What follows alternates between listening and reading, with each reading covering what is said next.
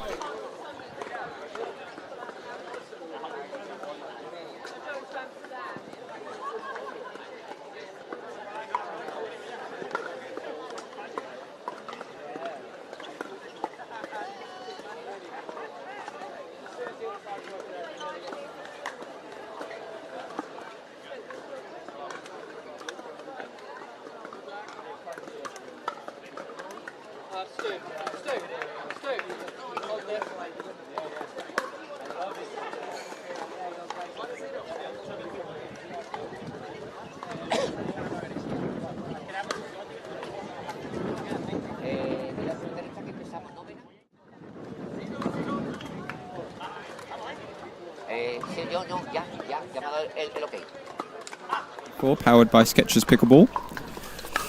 You join us at the winners bracket final of the Open Men's Doubles. Match between, on the near side, James Chowdhury and Louis Leville, two players we've seen quite consistently on Championship court the last couple of days.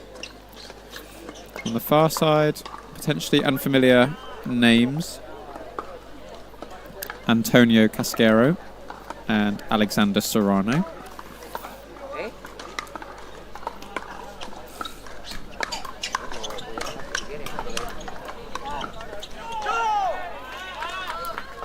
As with yesterday, the wind definitely a factor throughout play today. So interesting to see how these players deal with the wind today. A little bit gustier overall than yesterday.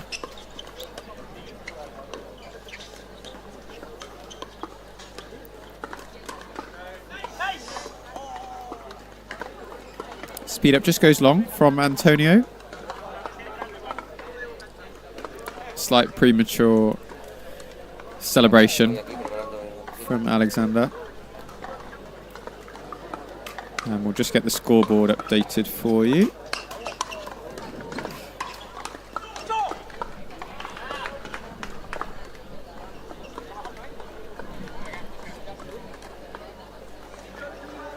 So 0-2-1.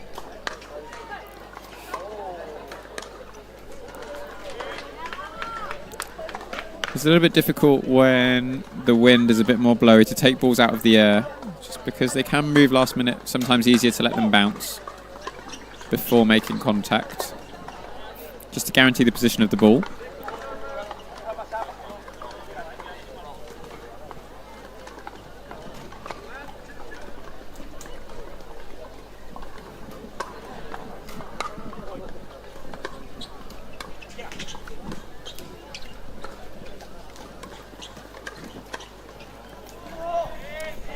Nice disguise from Antonio. Sends that ball behind Louis.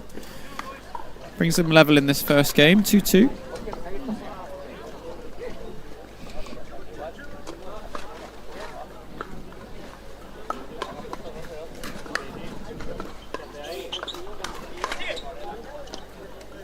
And nice only from James. Good leave from Louis. Relied on that wind.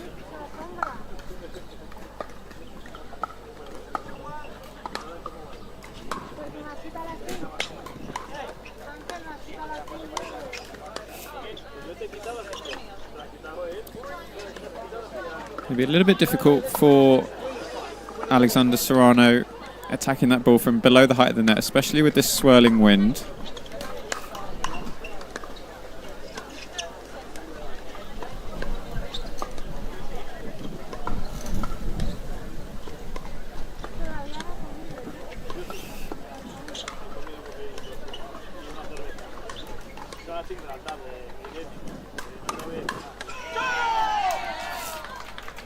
A nice speed from Alexander. Something to note across the board at all levels, if you're going to be the one to initiate the speed up in a rally, just making sure you're always ready for that next ball.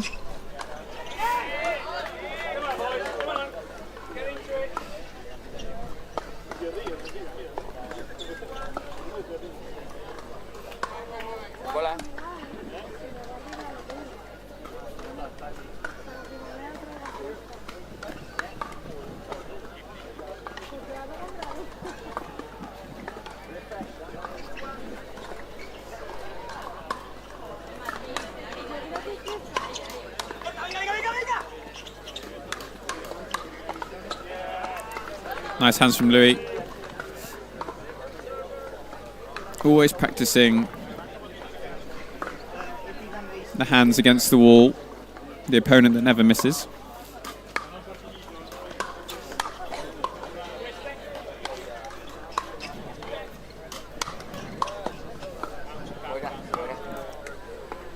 I think that ball was actually going to land in the court originally, but drifted out because of the wind. So back with James, 3-2-1.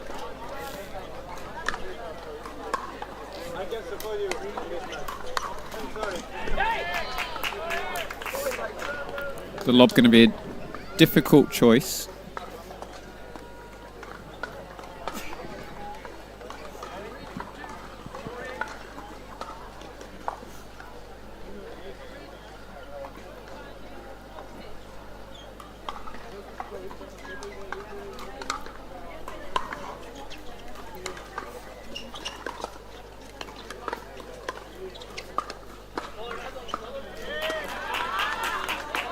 And having spoken to a few of the players so far today, there isn't really a preferable side to be playing from. The wind seems to be swirling more than anything else. Great depth from James on the volley, so still pretty close early doors.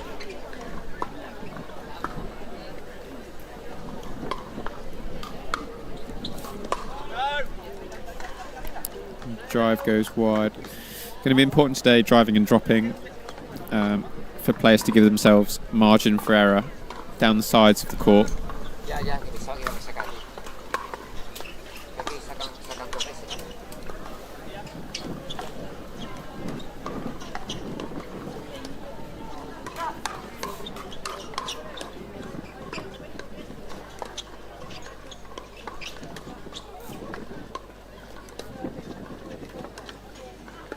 And a little bit too much focus on the disguise versus the shot selection maybe from Alexander. So extends the lead.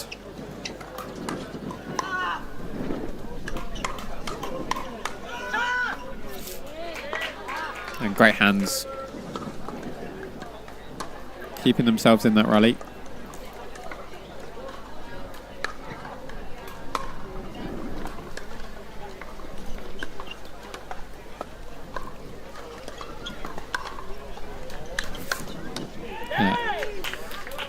You can see Antonio there anticipating the speed up from James, sliding across to be able to hit a backhand volley.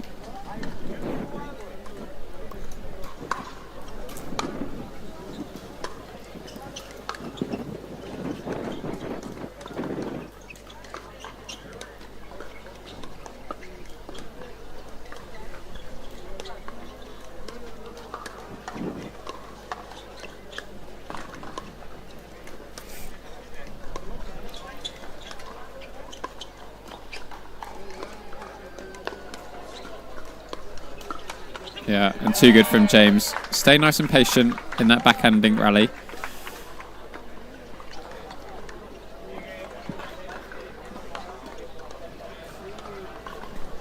Early doors seems to be a little bit of a theme with Louis and James. Going to the backhand of Alexander. And that ball just edged wide by the wind.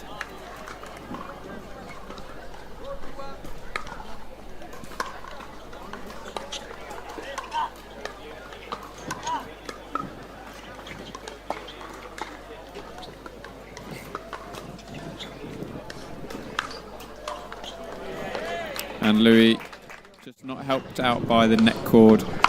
Send the ball a little bit higher.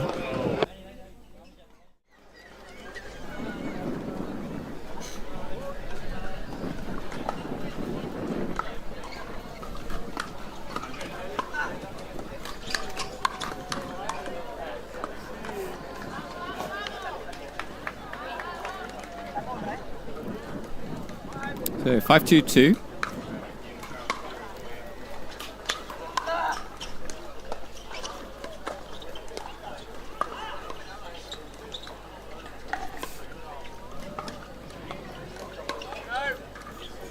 And again from Alexander, maybe just focus a little bit on that shot choice.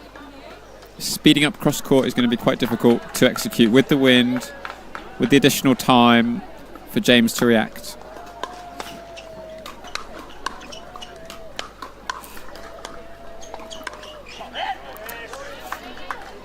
And again, James just keeping that ball in, forcing Alexander to hit one more shot.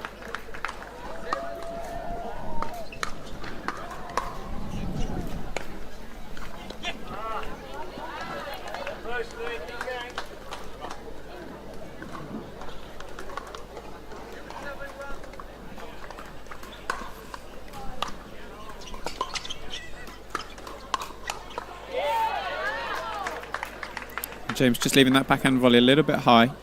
Didn't quite get all the way over the top of the ball. So 3-7 on the first serve.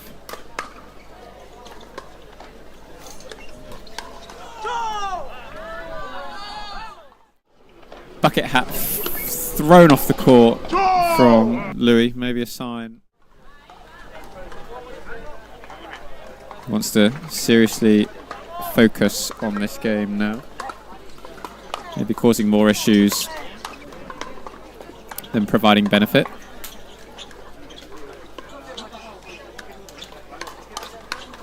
And again, we see the same pattern. Over to the backhand of Alexander. Waiting for him to change the rally.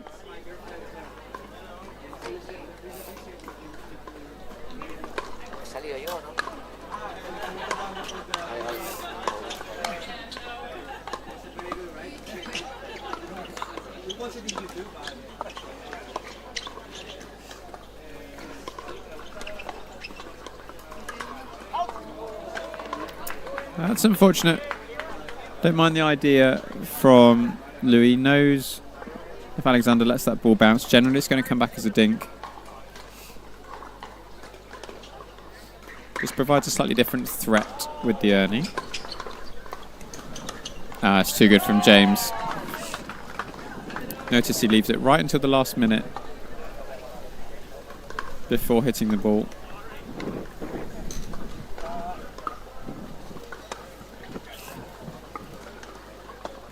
Just allows him to change direction and shot choice last minute.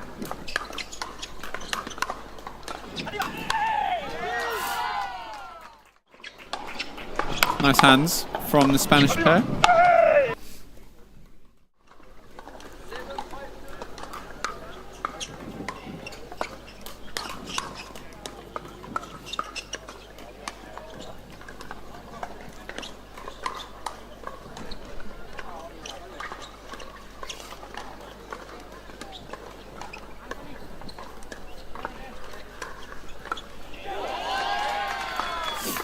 And the forehand just catches the inside of the baseline past Louis.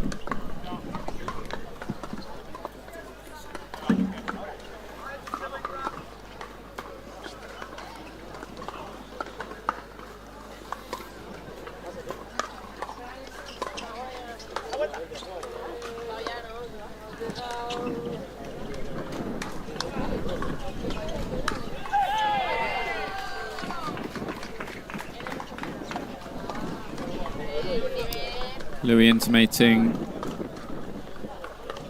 to the ref he thought it hit the top of Alexander.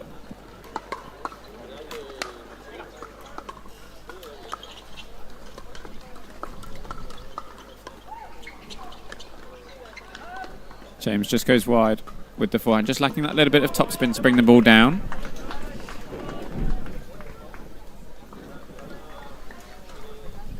So Spanish pair back level now, 7-7-1.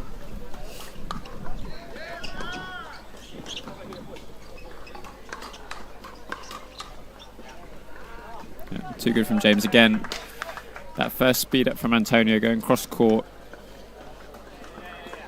Always going to put yourself in a slightly less advantageous position than if going down the line.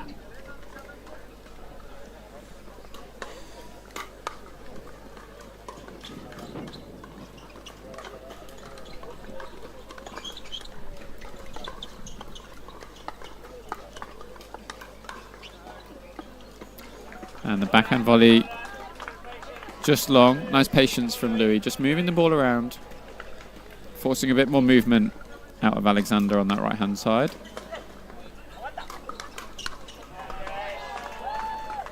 And again, we've seen time and time again from James, forcing the opponent to make contact below the height of the net.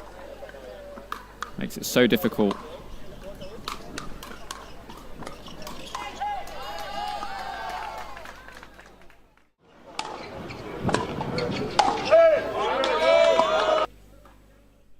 Score is 8-7-2.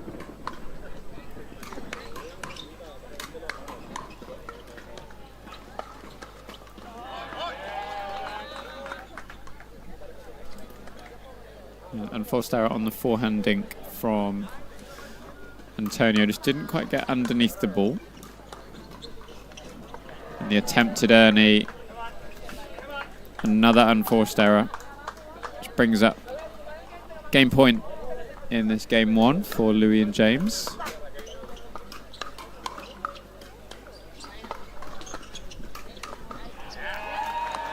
And again, nice amount of topspin. There's forehand and backhand from James. Just getting that ball to dip up and over the net.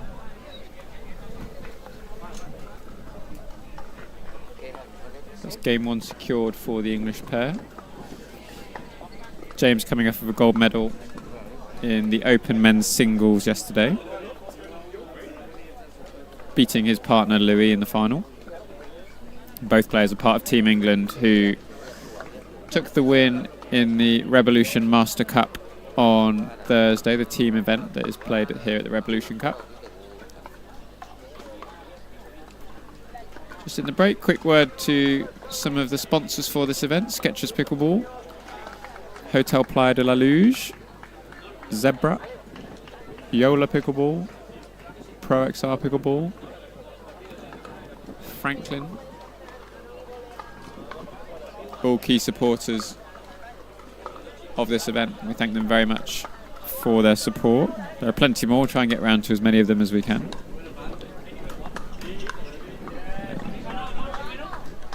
Now sides have changed, so players just having to adjust to the wind. Nice forehand from Louis, dipping right over the top of the net.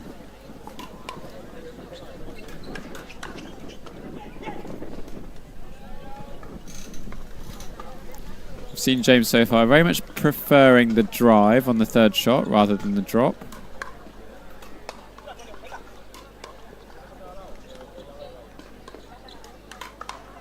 Again, you can just see the hesitancy to take the ball out of the air from James.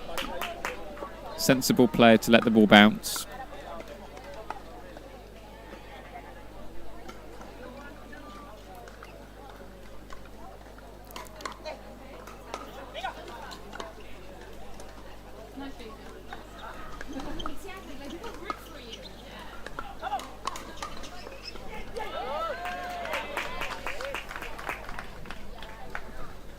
And block just sails long from Louis, so Antonio and Alexander on the board in this second game.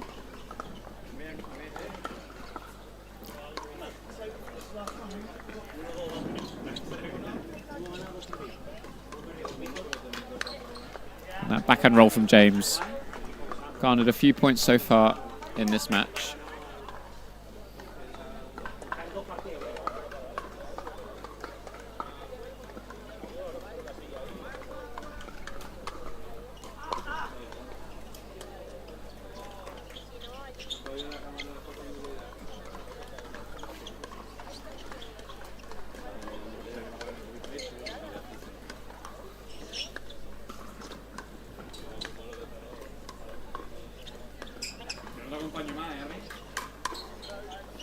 Yeah, and great play from James. More than happy to sit in that backhand dink battle. He's got tons of experience on that left side, playing against a relatively newer pair to the pickleball scene. More than happy to test the consistency of Alexander and Antonio.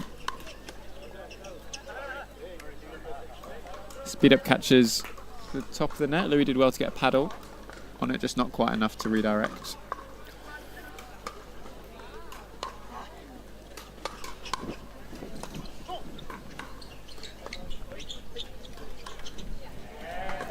Again, just got to be careful with the wind. If it's going in any direction, it's going bottom to top as you're watching. So towards Louis and James.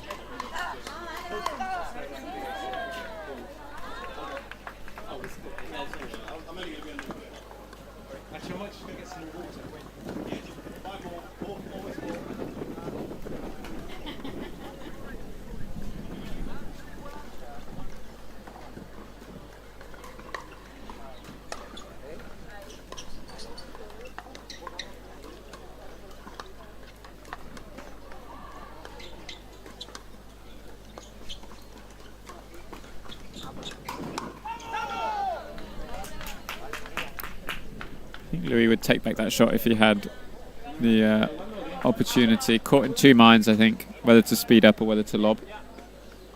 Ended up with a little hybrid.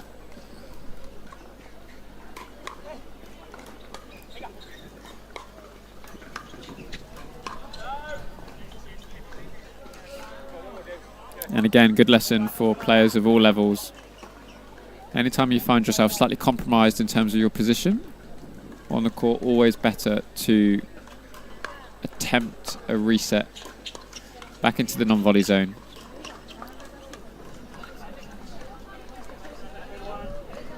Little catchphrase of think dink. Give yourself time to reposition to get back into a position of strength.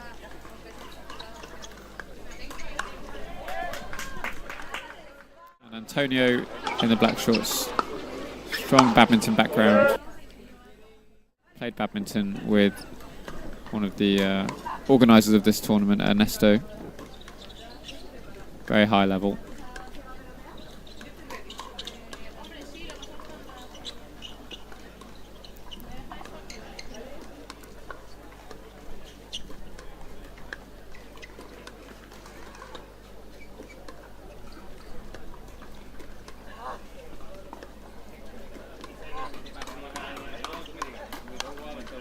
Great play from James again.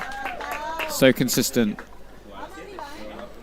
on that backhand side, just keeping the ball in play.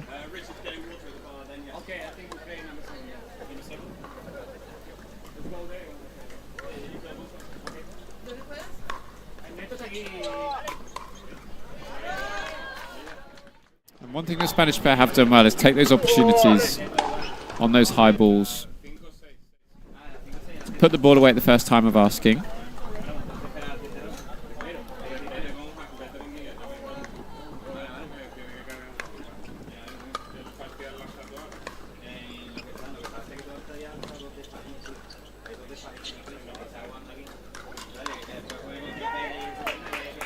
So again, James looking for a volley. Potentially would have been better off letting that ball bounce just because of the wind. Ball ended up not in the position he was expecting it to be.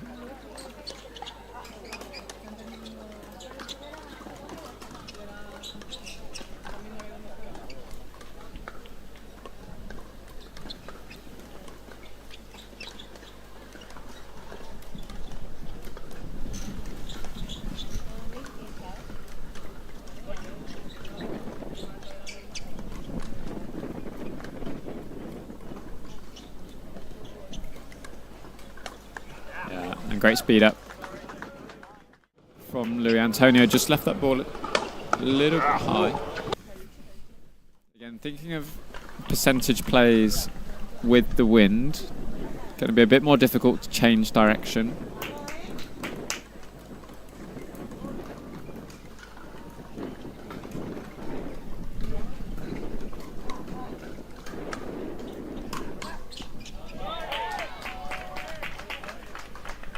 drive again, just catches the net cord. Few of those in favour of the Spanish team so far. Not that they'll be complaining. So 4-4-2. Again, pretty close early doors in this game too.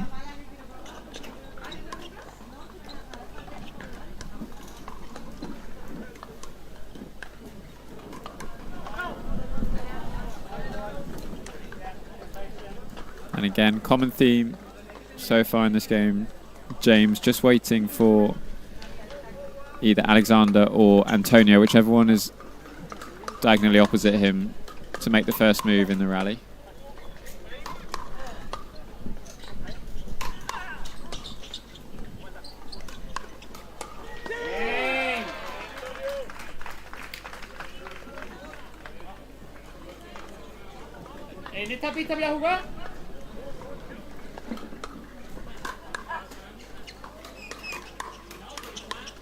Yeah, nice and dominating from James on that forehand. There's often an opportunity after a third shot drive to follow the ball in and drive again if that ball is a little bit high.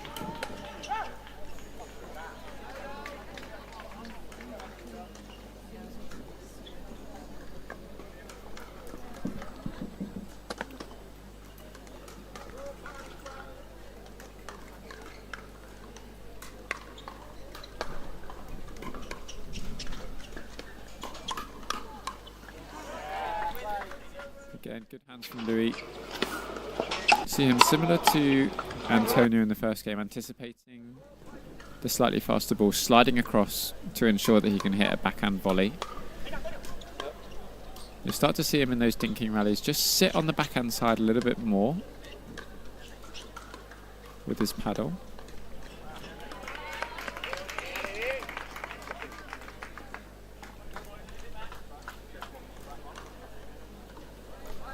So back level, 5-5.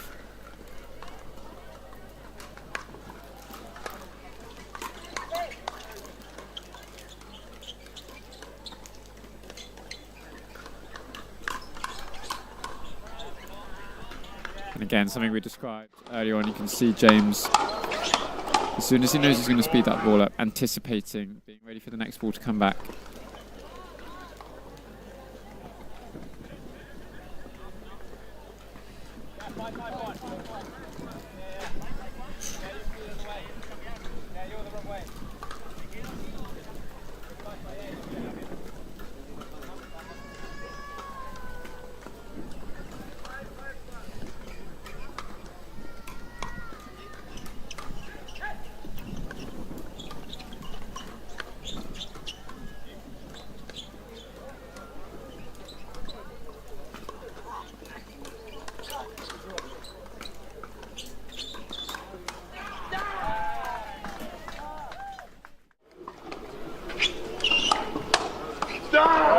Again, hands too good from Louis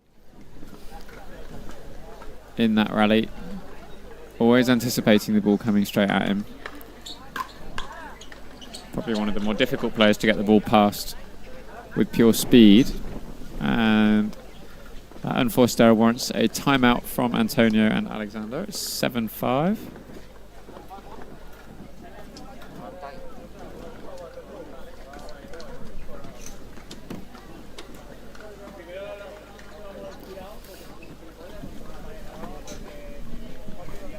Quick word to some of our other sponsors here at the Reballution Cup. Racket Pickleball, the registration app and the tournament software for this event. Duper. The Winner Pickleball, who I believe have provided some of the semi-permanent nets on adjacent courts.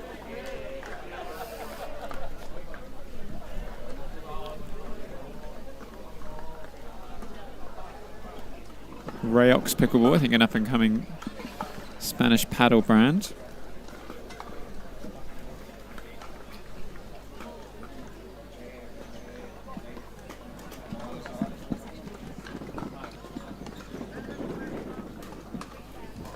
So resuming at 7-5-1.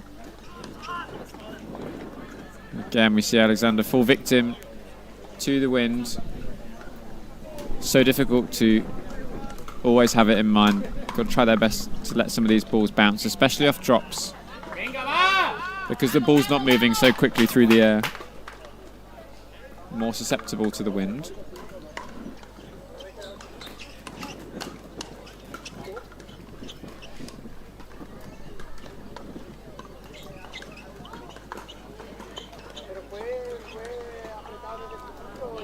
Just didn't quite push through on that backhanding.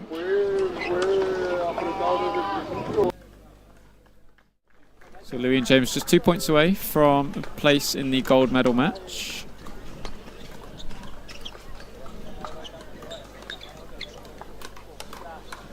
Again, Antonio trying to test the hands of Louis. He's tried a few times. Not many have been successful. So match point here for Louis and James, 10-5.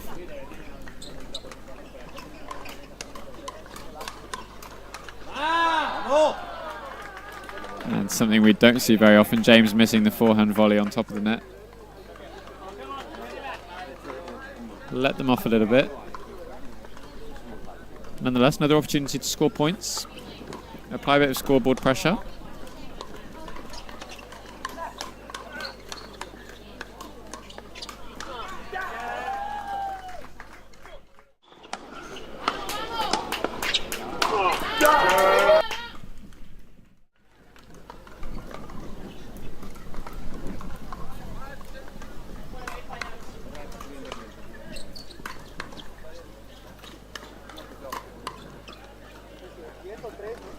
Wind once again has changed direction. It shows you how difficult it is for these players to adjust. So second match point for James and Louis. Great speed up, straight to the body of James.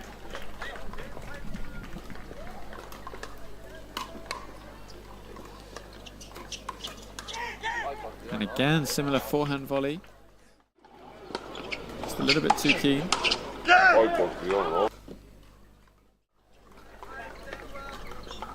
So second side out after match point.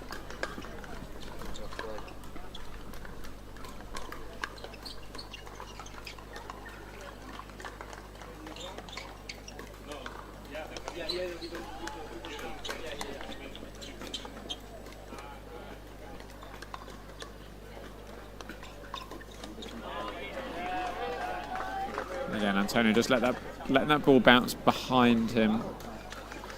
Had a lot of movement to do.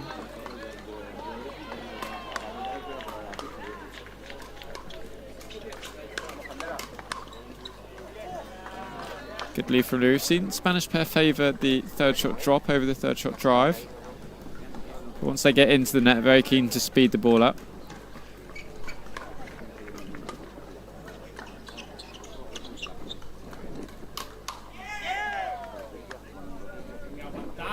Louis anticipating well, just couldn't quite execute the scorpion volley. So match point number 5.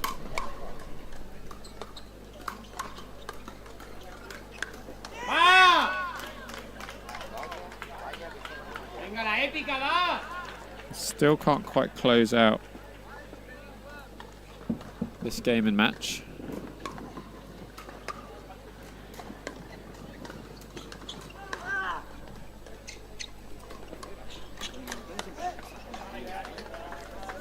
Reset was so good from Alexander, just couldn't quite follow up after that speed up.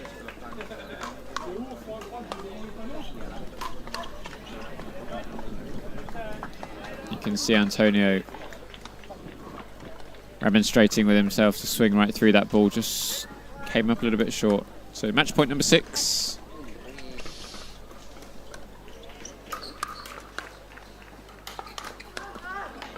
And 6 is the magic number for Louis and James,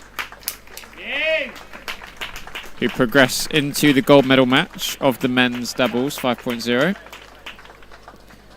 Antonio and Alexander will move into the bronze medal match. I don't know if their opponent has been determined as of yet. But keep an eye on the stream, we'll be back shortly with our next game.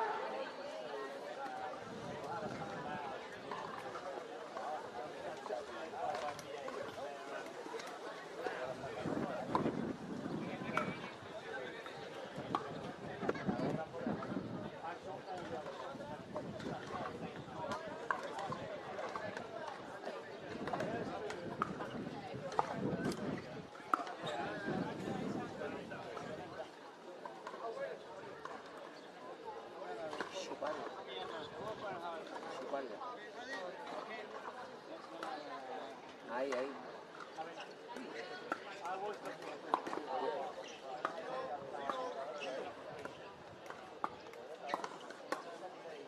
Hemos empezado en Mena. Mena, hemos empezado, ¿eh? Sam. Lo sabe. This game will progress and guarantee themselves minimum of a bronze medal.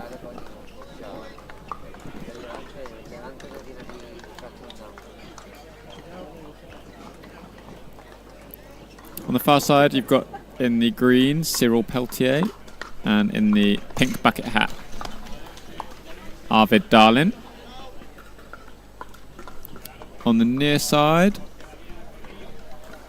again, excuse any pronunciation, serving you have Mateusz Matisik and his partner with the yellow sort of lightning bolt t-shirt, Bartosz Carbone.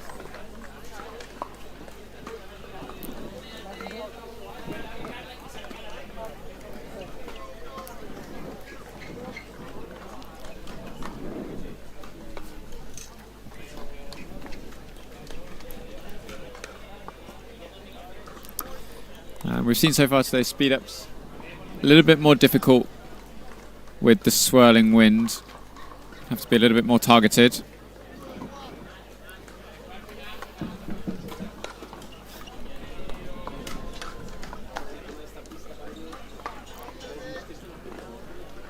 All four of these players took part in the men's open singles yesterday. Bartosz walking away with the bronze medal.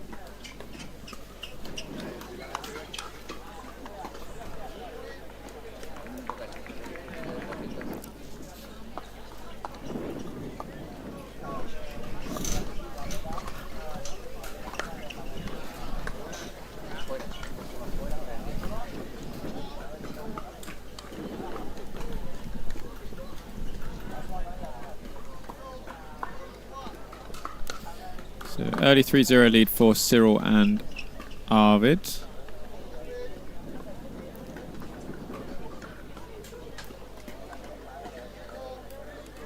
Expect to see a lot of drives from the Polish pair on the near side. On those third shots. And they're also stacking as well. If you notice, Mateusz is left-handed, so wanting to keep those forehands in the middle where possible. As predicted, we see a third shot drive. Bartosz can be difficult to translate from singles into doubles, but one of those key signs is seeing more drives than drops. Good court coverage from Mateusz, just didn't quite get the ball down.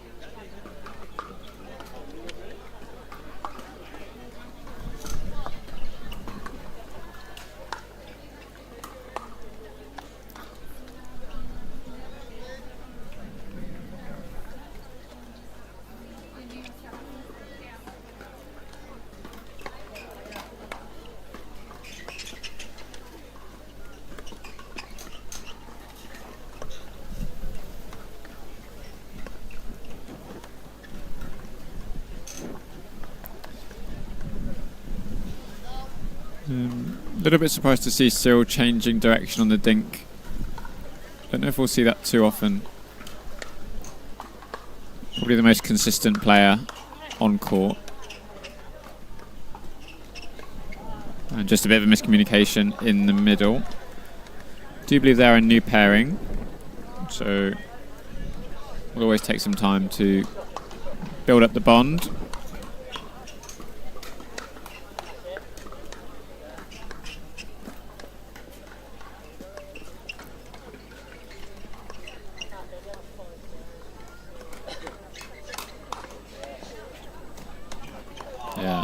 hands from Mateusz. With that lefty forehand, Cyril just not quite prepared for that ball to come back with speed. And for the first time in this match, the Poles take the lead, 4-3-1.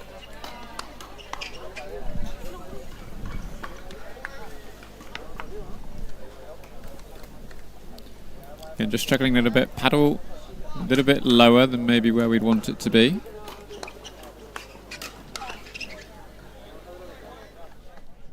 And off the net cord and in calls Arvid. Nice bit of momentum here for Mateusz and Bartosz.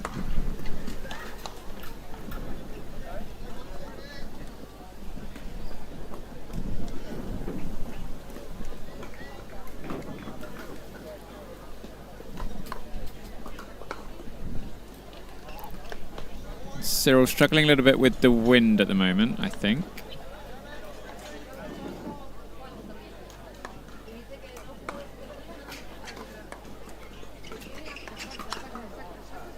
Lovely looking drop from Bartosz.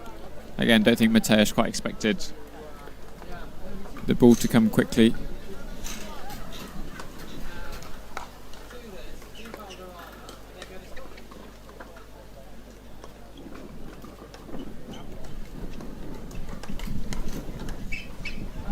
Yeah.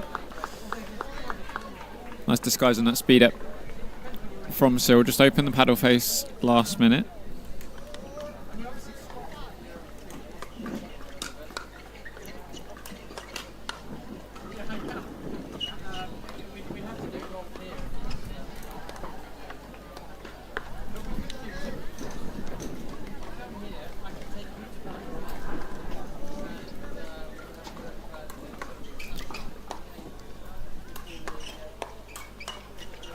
Great coverage from Arvid and Cyril. Arvid doing really well to anticipate the drive.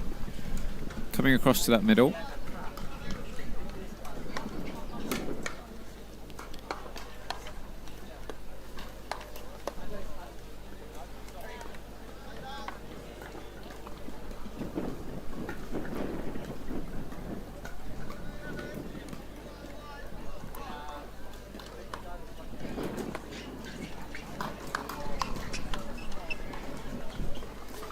Poles attempting their shake and bake.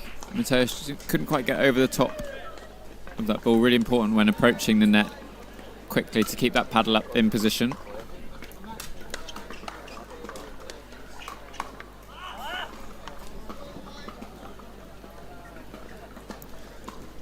A few unforced errors from Cyril early on in this match, so maybe sensibly making use of those timeouts that these players are given in these best of three matches.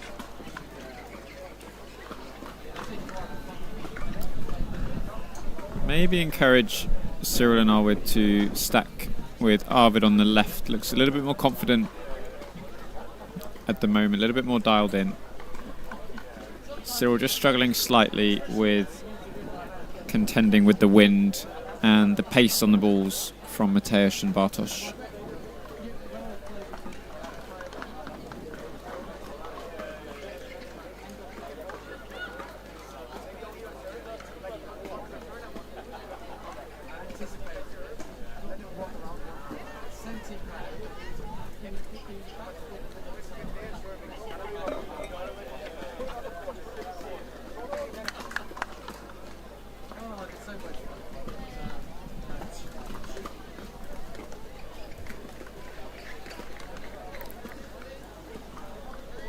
So because we're in the back draw, as opposed to a best of three match, all matches in the consolation bracket are 1 game to 15.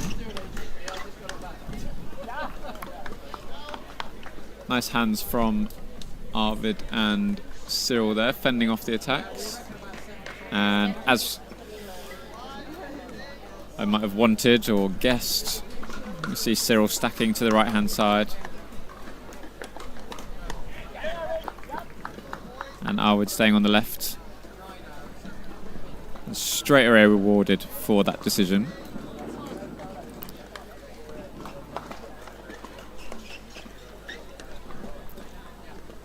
Arvid only 15 years old, but very tall, long reach, so able to take advantage of any slightly higher balls up at the net.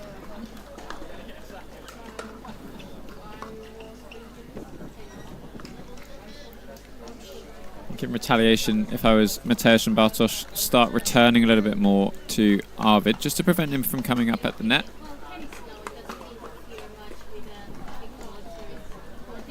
Perfect timing. Return goes to Arvid, and the return goes long. Just removing that threat of him up at the net in the shake and bake.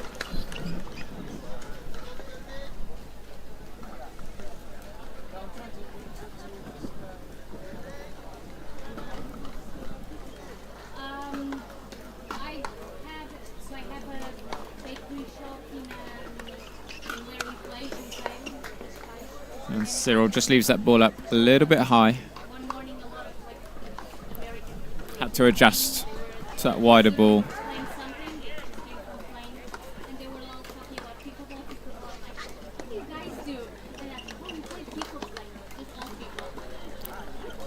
A good read from Arvid, just couldn't redirect that ball back over the net. So Mateusz and Bartosz back with that 2-point lead. They started after the change of ends.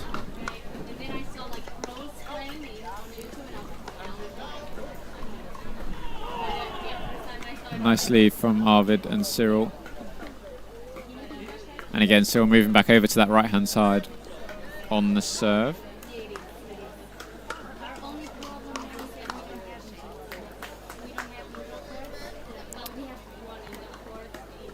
When trying to do that shake and bake, most important is to direct the ball either to the middle or to the player diagonally opposite. Difficult with this pair because both forehands are in the middle.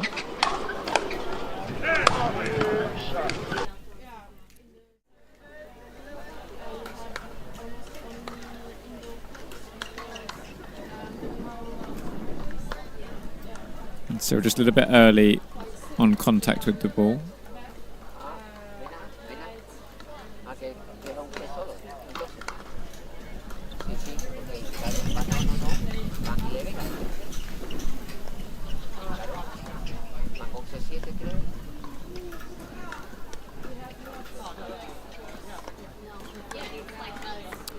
Huge gusts of wind during that point.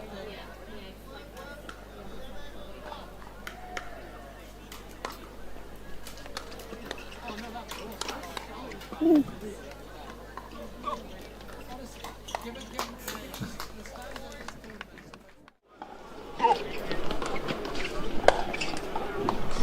Arvid did really well to get to that ball. Just needed a little bit more control as he lifted it up and over the net. But such a difficult shot to get right. Did fantastically well to get there. So Mateusz and Bartosz just 2 points away from a place in the bronze medal match.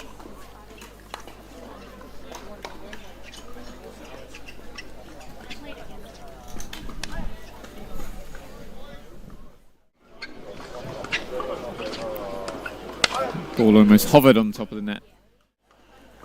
But nonetheless sets up a match point for Mateusz and Bartosz.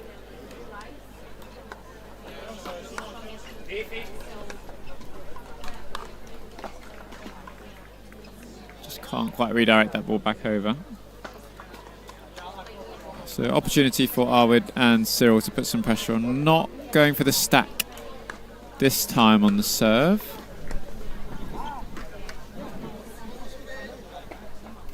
I'd definitely be taking the opportunity to do so if I were them.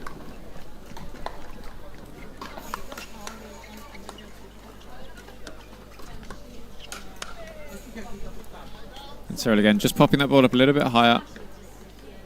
Nice reset from Arvid in the middle of that rally. Just couldn't quite capitalise. So match point number 2 here for the Polish pair.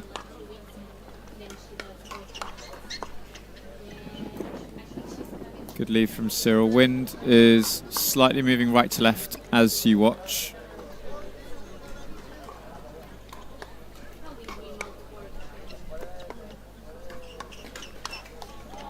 And tries to get out of the way of that ball.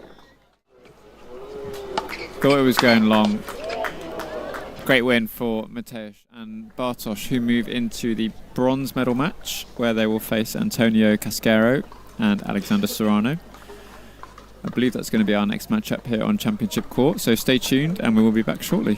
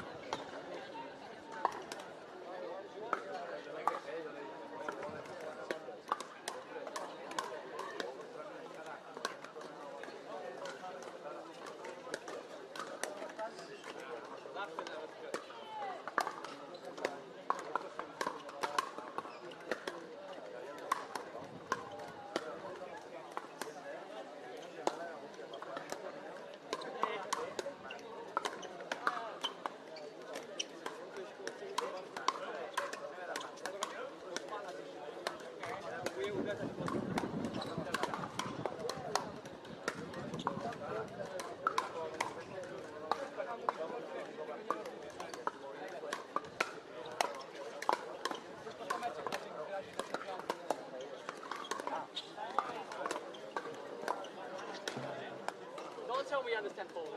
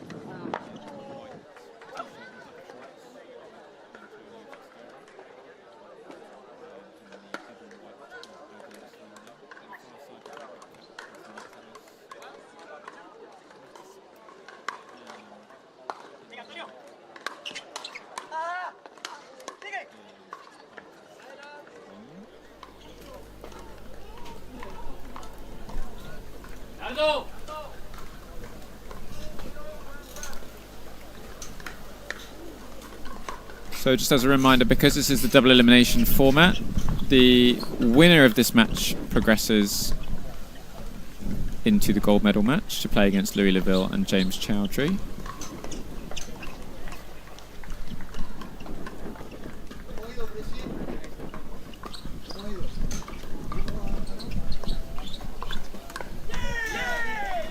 And the loser of this match bags themselves the bronze medal. So medals guaranteed all round. But players will definitely be keen to progress into that gold medal match.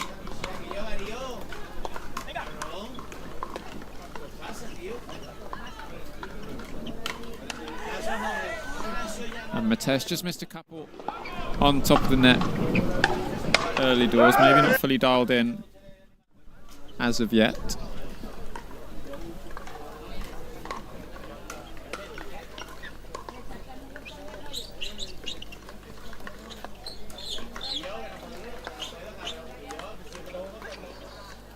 And again, common error, especially we see in amateur play a lot, is a big change of direction Weighing up at the net, taking that ball from quite a sharp cross-court angle and trying to redirect it down the line.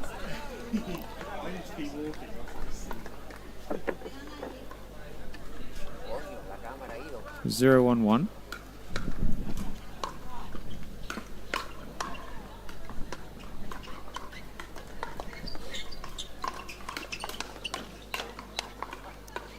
And that time Mateusz makes the first forehand volley, follows it up with a very short backswing backhand volley.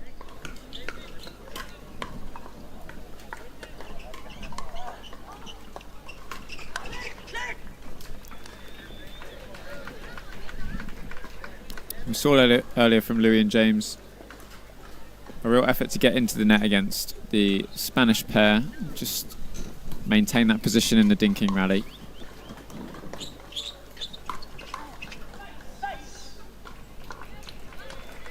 That ball, I think, just catches the baseline.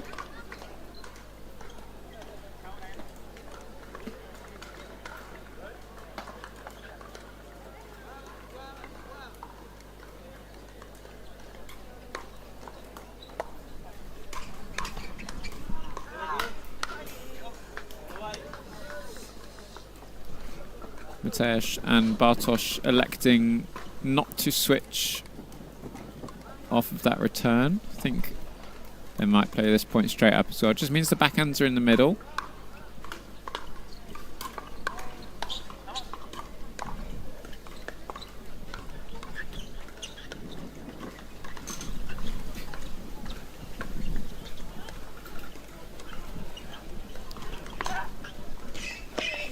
And that's exactly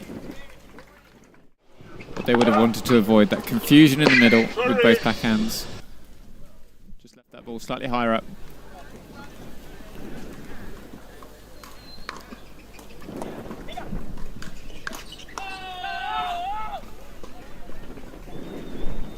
Antonio very happy with that forehand drive. Did well to control the pace. Tricky with the wind. Take a bit of pace off. Guarantee the location. Wind very much a factor at the moment.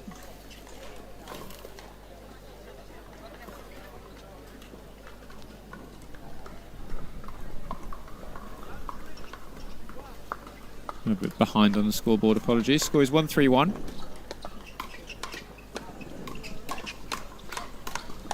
Yeah, nice hands from Mateusz off that forehand and backhand wing.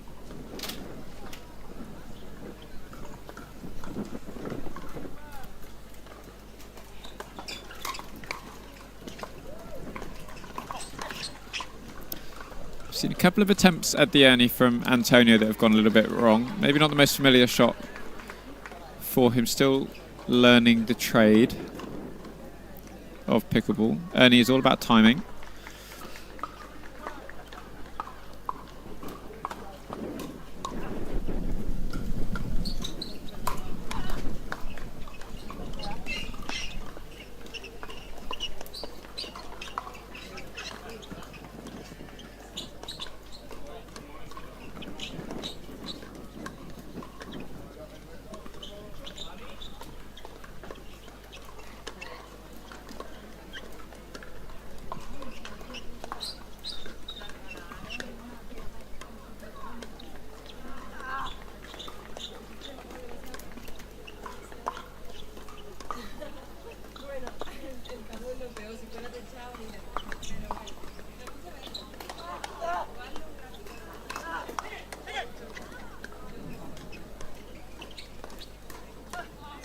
Oh, fantastic rally from all four players.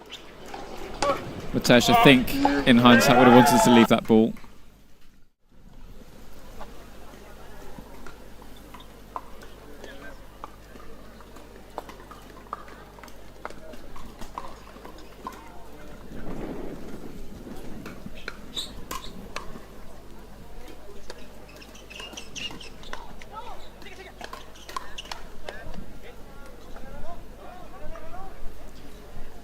And referee stops the point.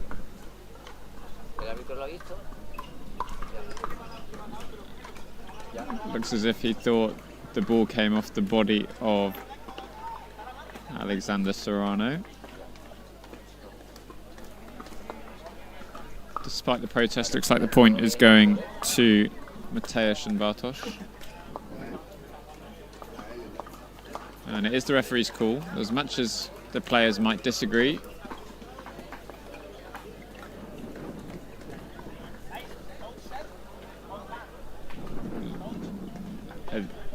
they can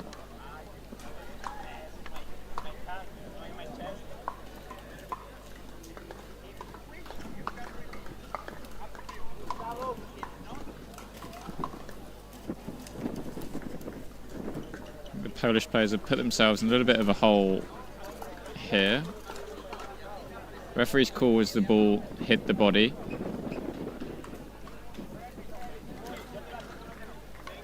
And looks like they're going to take the point. So score becomes 4-3-2.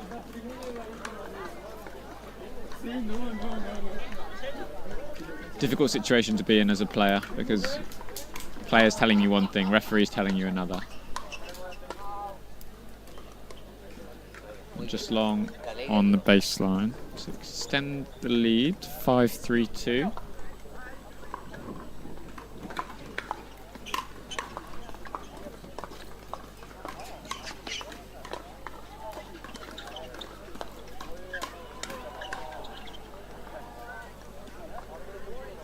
Nice and compact counter from Mateusz, takes them to 6.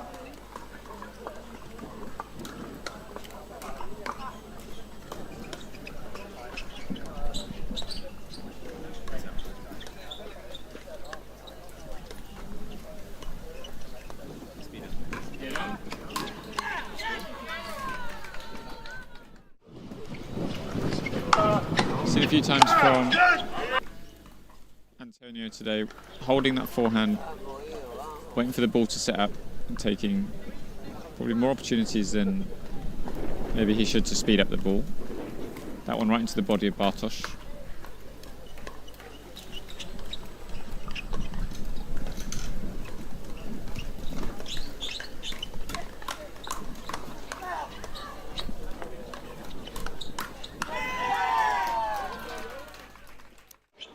Great hands from all players in that rally. Mateusz just couldn't quite redirect the ball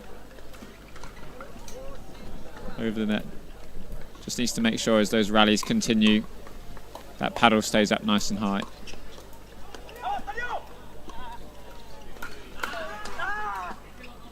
Oh! It just drops back on Alexander's side of the net. Did so well to get a paddle to the ball.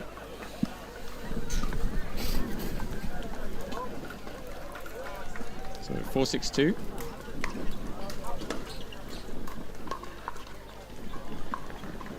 It's not something we've seen too often from the Spanish pair. Missed third shot drop.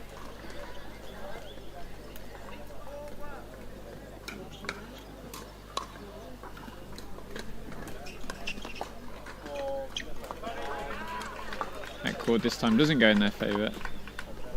Something to watch out for. Alexander a couple of times waving the paddle around. Just something the referee might consider to be a distraction at certain points in this match. Yeah, that time Mateusz's paddle firmly up in that ready position. And it was only a small adjustment to put that volley away.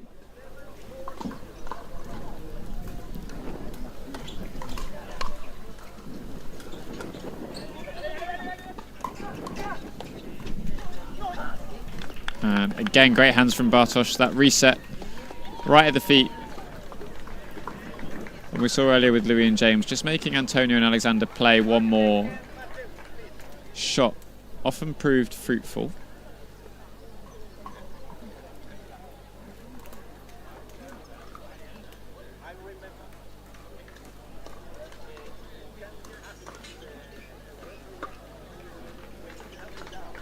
Not quite sure what the discussion is.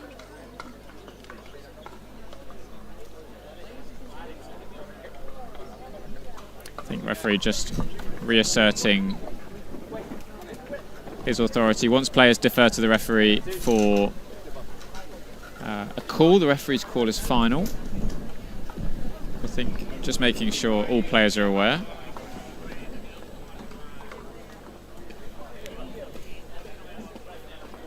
Players switching ends at 8. This is a game to 15, win by 2.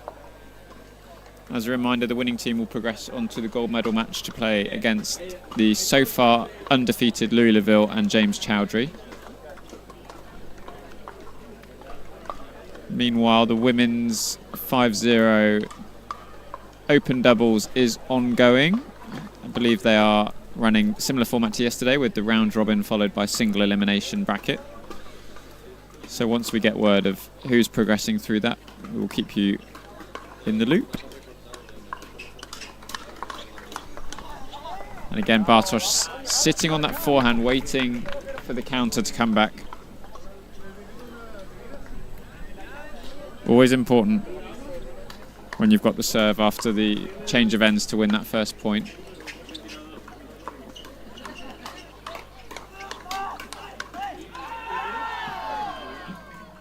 And as we've seen a few times today, somehow Alexander getting a paddle on some of these balls.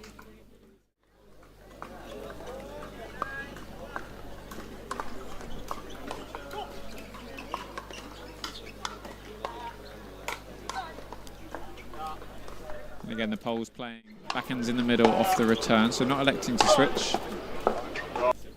Mateusz firmly taking over that rally.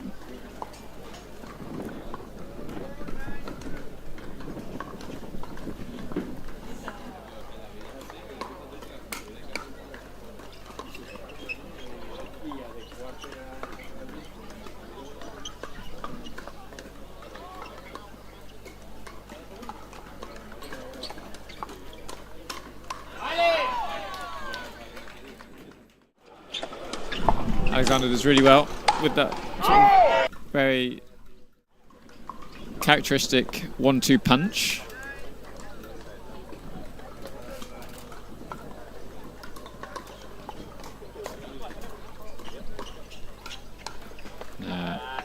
Great ball by Mateusz, letting that ball float right across his body, using the forehand on the outside to the advantage. So 9-5.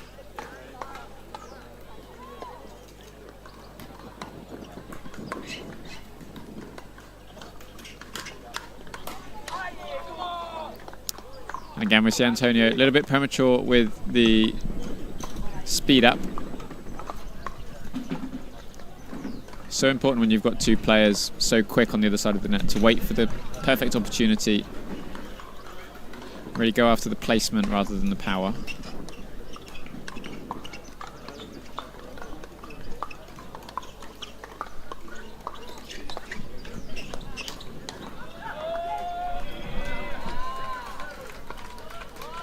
Great play from both Bartosz and Antonio. Mateusz just lacking a little bit of topspin to bring that volley back down.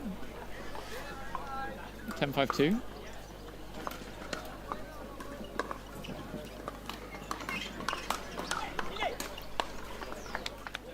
Again, similar to what we saw with H1 yesterday in the women's singles final. Bartosz electing for a bit more emphasis on topspin rather than power, bringing that ball down.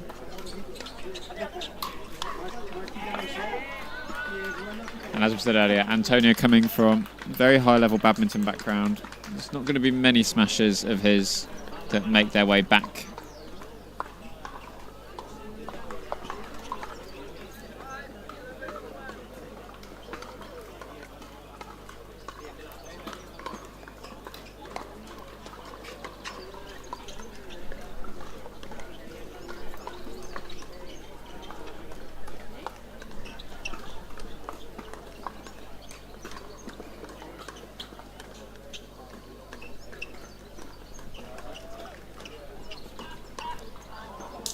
Again, Antonio a little bit premature with the speed up. Poles are staying, switching it looks like. The serve goes long.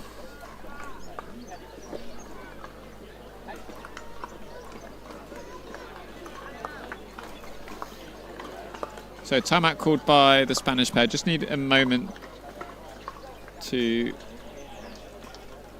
collect their thoughts a little bit, I think. They do well just to stay in a few more rallies, a bit more consistency with the dinks, especially when Bartosz and Mateusz are not electing to continue the stack off the return. Backhands are in the middle, just directing lots of balls down the middle, forcing decision making from the Polish pair.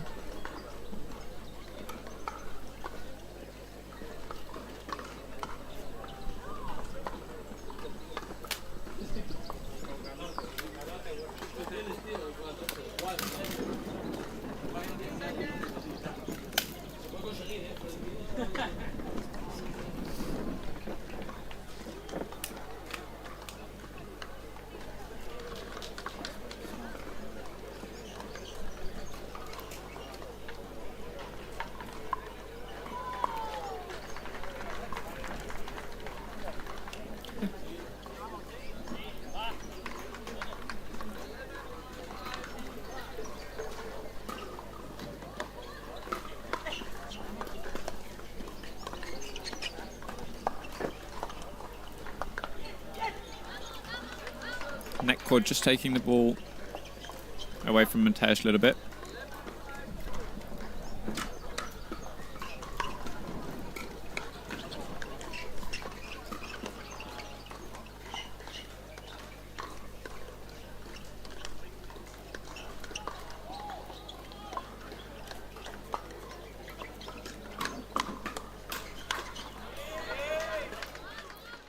And again, big smash from Antonio.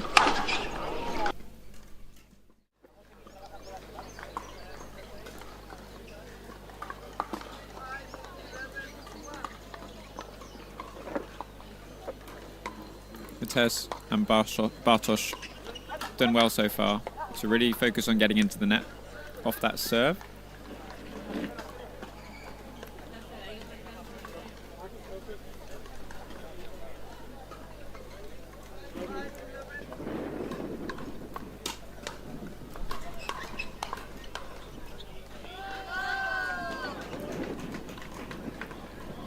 And that's what we've said about those backhands in the middle.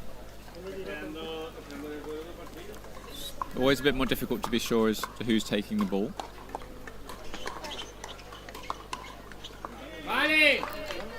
And great job from Alexander following in that drive, like we saw James Chowdhury doing earlier with a drive volley.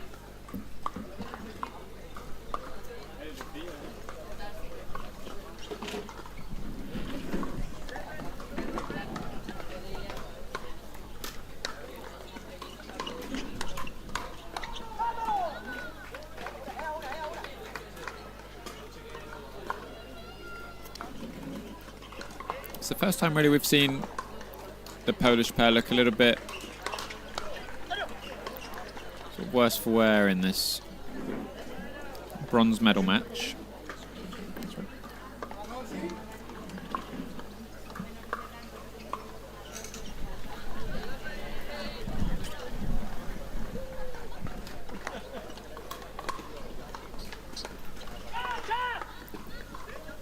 Mateusz just in a little bit of a rush to get up to the kitchen line. Understandable, it's where they've won the majority of the points.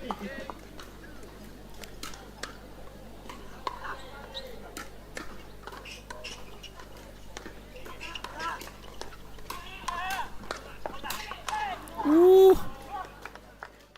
As much as I was praising Antonio's smashes earlier, there is the occasional one. But a bit too much of a focus on getting as much power behind that ball as possible. Was a little bit lower than the majority of the other smashes.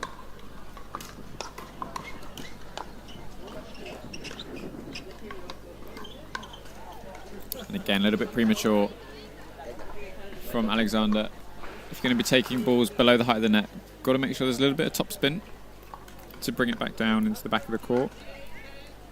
So just 2 points away now, Mateusz and Bartosz from the gold medal match.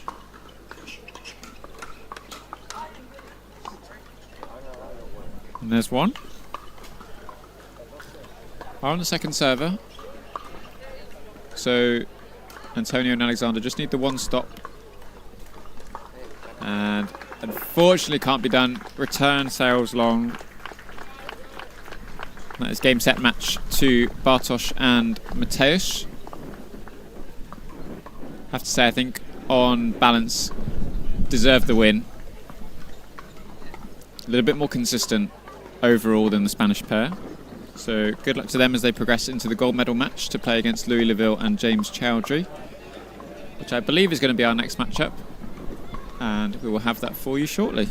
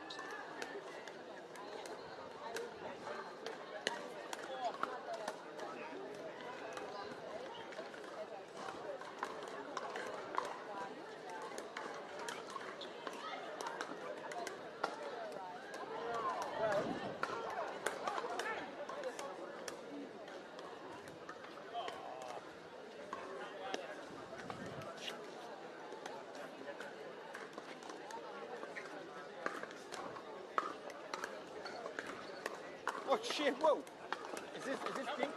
Is this pink or speed? Watch that backhand attack.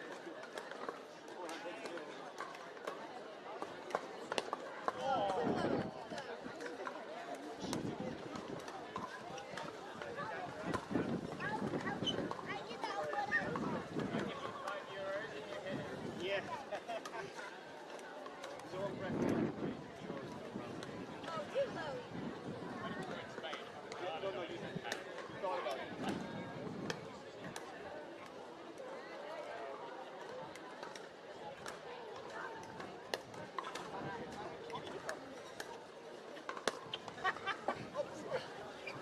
You can blame the six-year-old there. Look what you did.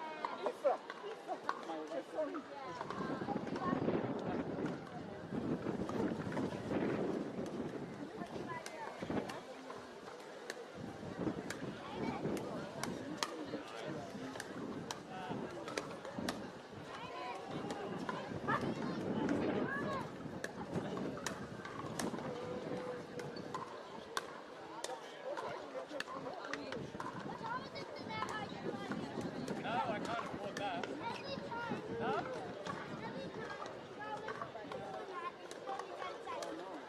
Thomas can pay you 10% every time he gets it. Not me. You just gotta be ready for that counter.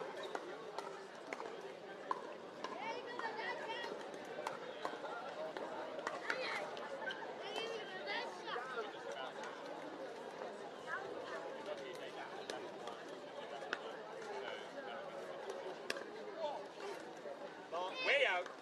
Way out. I got that. Way out. Be cold. Be cold. Okay, you want to split and play a game? Okay, get together. Kids against adults. Hands up. No, can you come to me? Can you?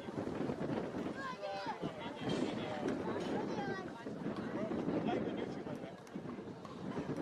Live on YouTube. You gotta give it a lot to win.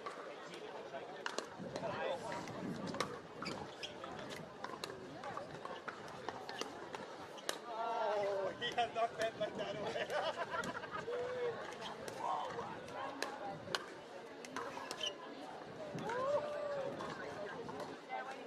That's it. Hold on. Heads up. We're done. I'm so sorry. I'll find her. Oh God, that's good. Sorry, I'll be right there. Give me a second shot. Oh no. No second serve.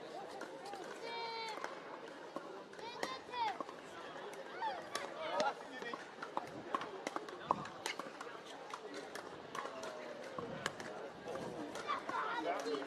Remember when we played? Remember when we played the game? We got his goal. And now we got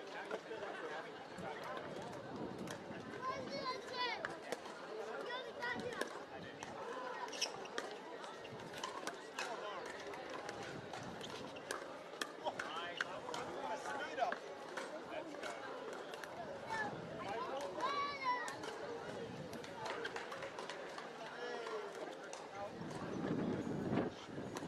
I took the paddle. I'm coming over here. You gotta hit this hard now. Hit it to me. Great serve.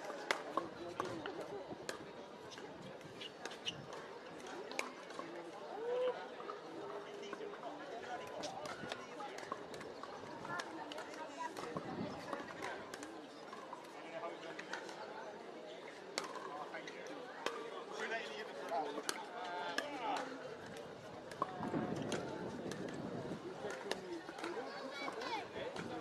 In the wind.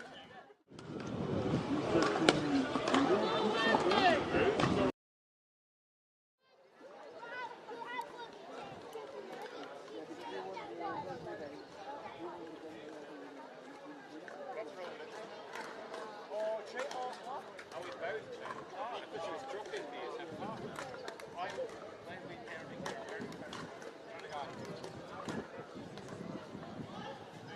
Big hit, big hit. No, 110. Just keep going. Keep going. Go again. You got it, you got it. Keep going. Round the post. Yeah.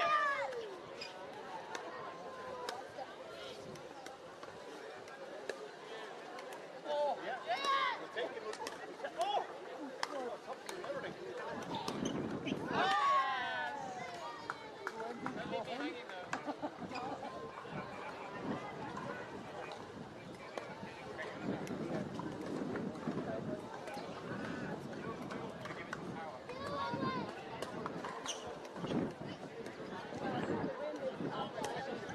Go one more and step it a little bit. Step it a little bit. Step it a little bit. Okay, go. Oh!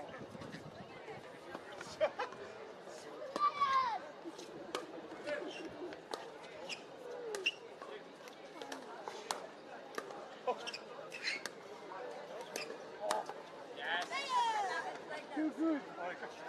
Too good. Speed up down the middle always works.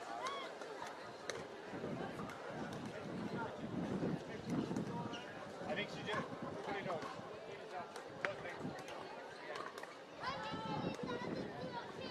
Oh, what a serve. Don't make me run. Well done. Oh, no. Make it move. Oh, swing it. Got it, I got it.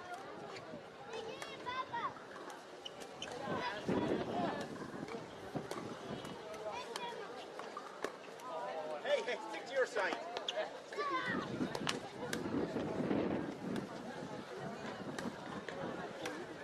Oh, yeah.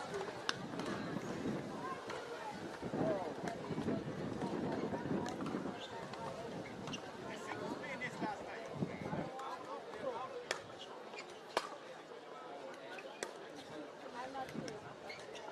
Oh, I'm looking. I don't know if I would have had it.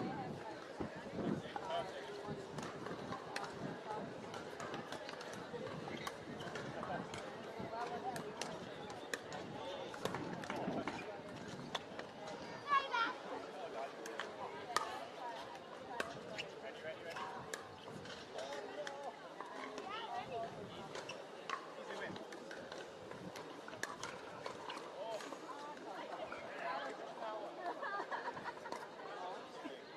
Hey, come on, lead standing up.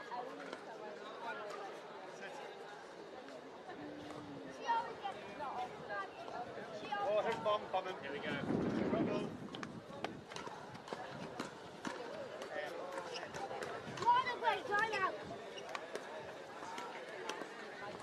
Big person drill. Definitely. I definitely prefer muscle. All this leaning.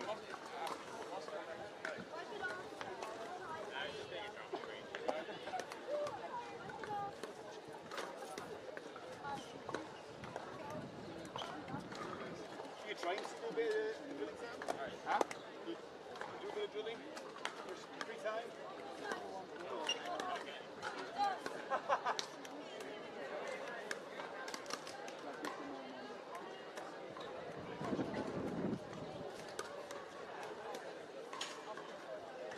Have you had a chance to hit the featherweight one? Yeah. Well, the opposite led opposite quite. I seen an interview with him with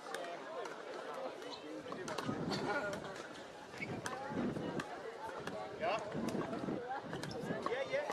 Put it there, son. So Sam's the person that got we live Tui. They came to our house one day and we were getting beer. We didn't know where the ball was going. Yeah. So we were like, I know it's going somewhere when yeah. that second hand goes. Yeah, we were like, so we were like, yeah, we gotta bring that in for the end. Oh, beauty. Oh, a bit late for that. I thought you were going to be nice today. Leave me for that. Oh. The no scope ever.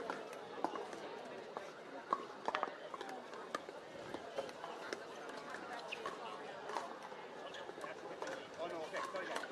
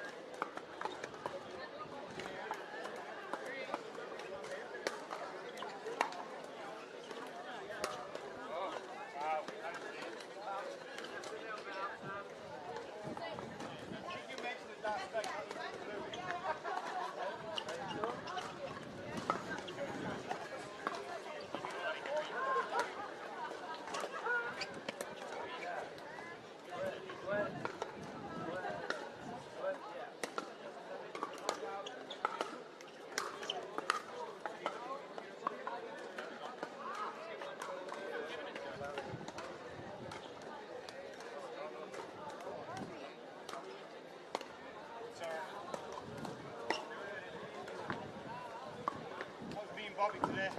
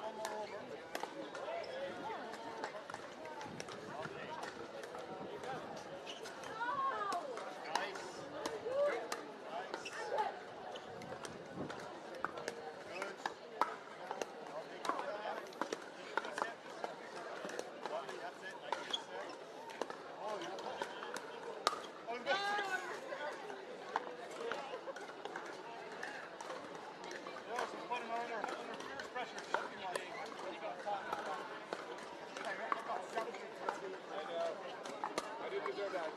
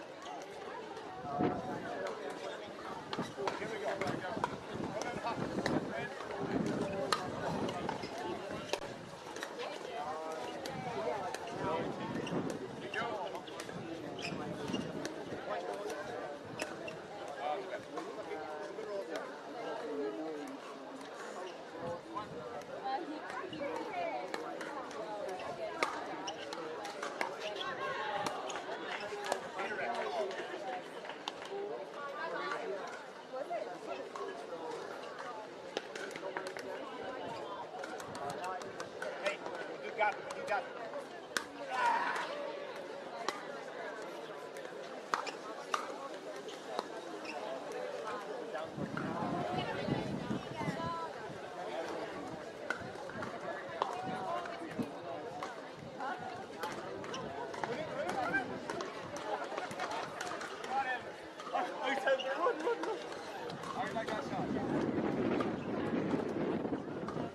Next time, here, go.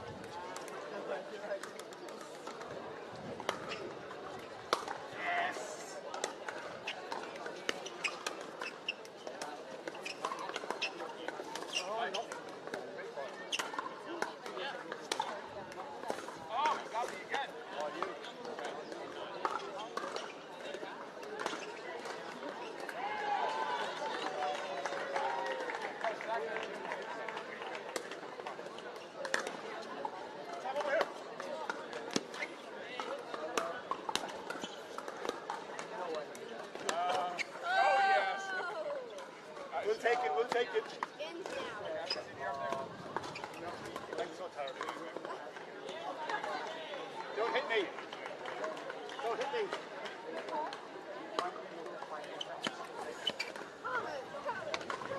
That was just mean. That's mean, Sam. That's just mean.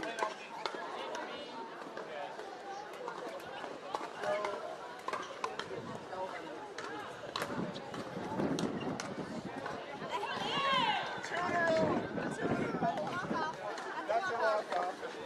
That's a walk off. Kitty. All day, Kitty.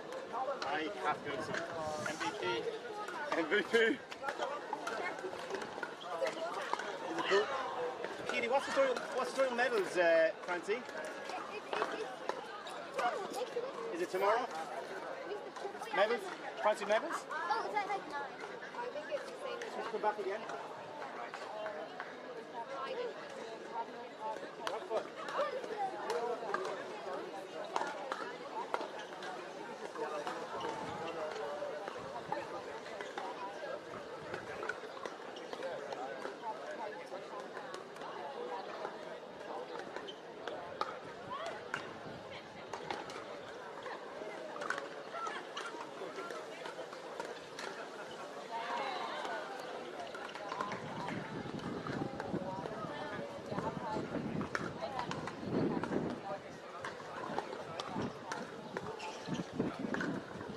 Pedal testing. In public.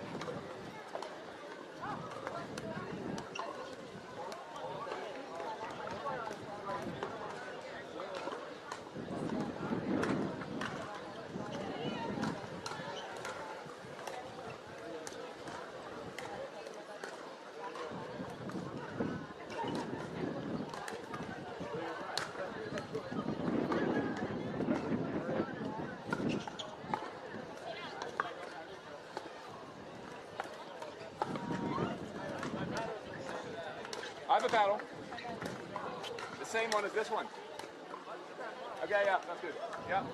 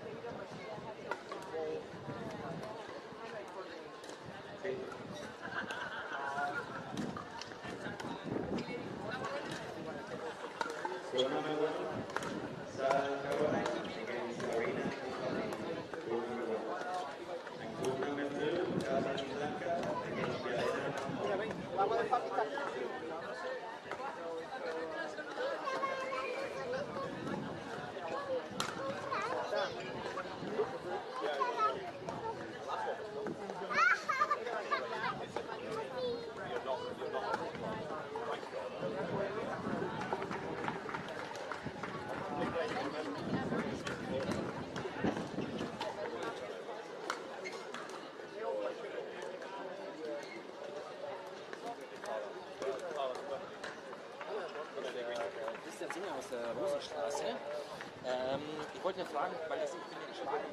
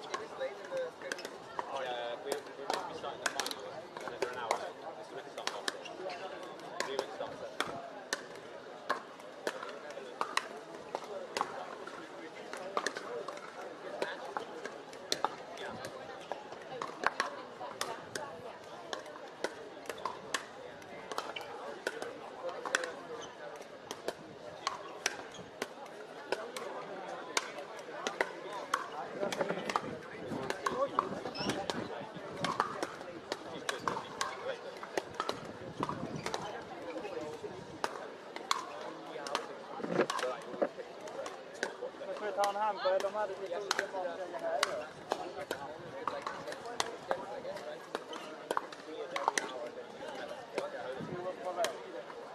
Det kan gå bort nu. De har ju lite blandat också.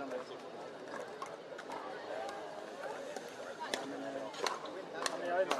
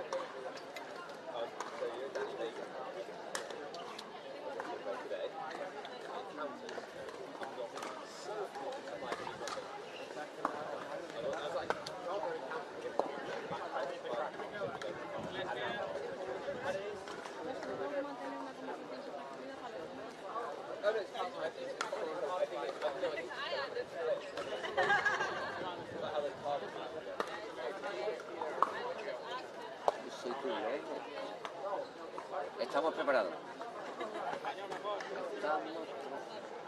¿Y el tío Sara también se ha preparado?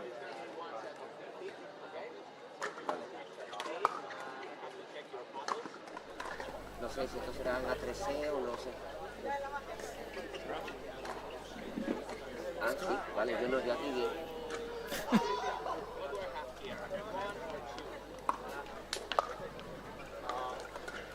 A ver, hola, 1, 2. Vale.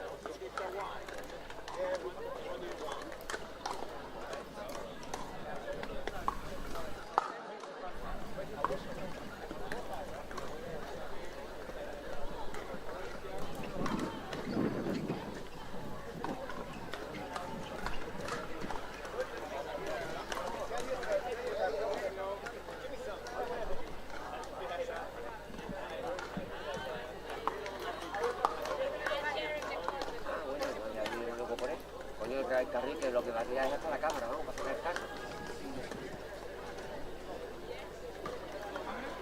I just checked if the microphone is on.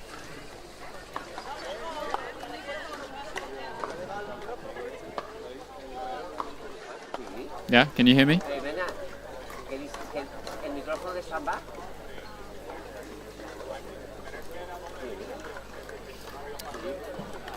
Okay, welcome back after an extended break to the Reballution Cup 2024 powered by Skechers Pickleball. Apologies if any of you were offended by some of my shot choices in that rec game during the break. But really cool to see some of the younger talent coming through. Keely Fitzpatrick, just 12 years old, out of Ireland. Next up we have a women's doubles 5.0 quarter-final match. On the far side we have Caroline Nothnagel, who we saw in the women's singles, and Sarah Chumilla. And on the near side, in the white, is Sabrina Mendes, silver medalist in the singles yesterday, and her partner with the turquoise visor is Patri Castrillo.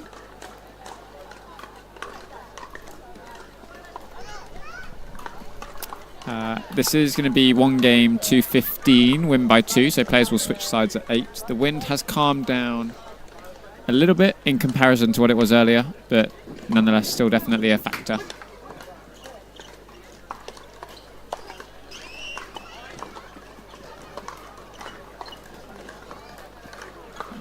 see plenty of dinking in this match. Caroline on the far left-hand side.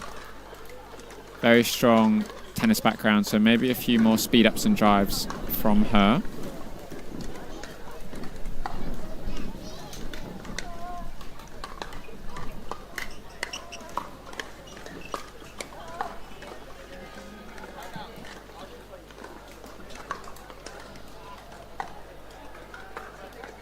Apologies for any colourful language in the background if it came through on the microphone.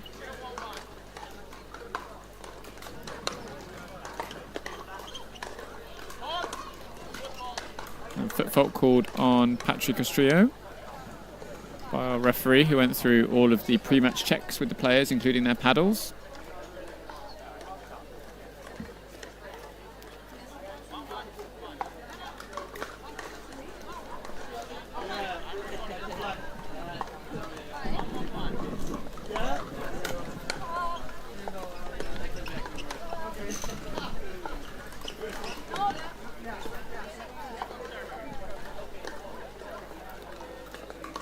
Great two-handed backhand from Patry, great angle. So just double checking with the referee as to whether he saw it. Don't believe there was a call.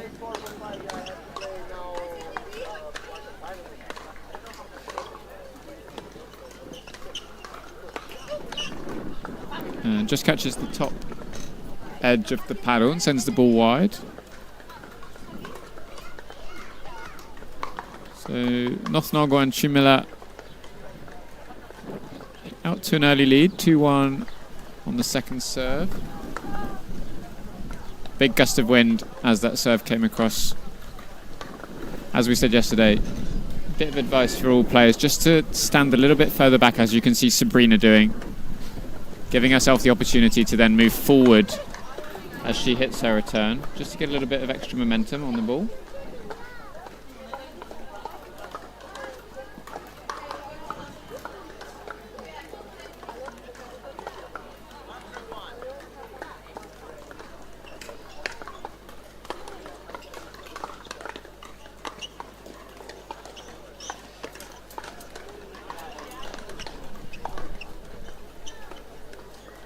Yeah, great Ernie from Patry. Very athletic player, so always looking for every opportunity.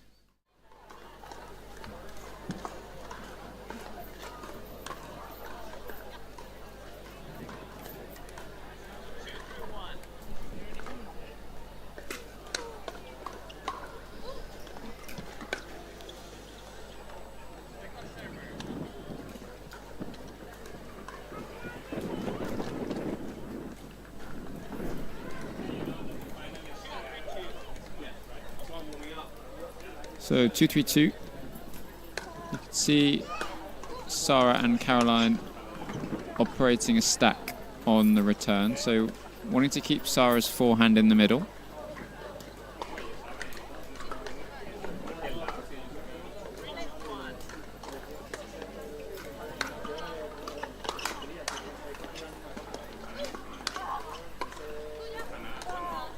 And again, foot fault called on the left foot of Patry. Looked like it from up here. Really important when players are so close to the kitchen line to keep those feet as still as possible when hitting the volleys.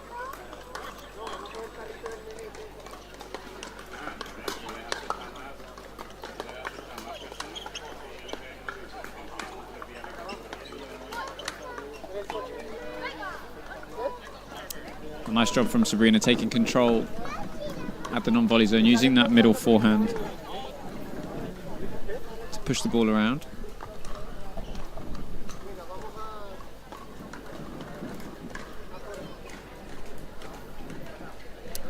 All of the other women's doubles quarterfinals are ongoing as well at the same time.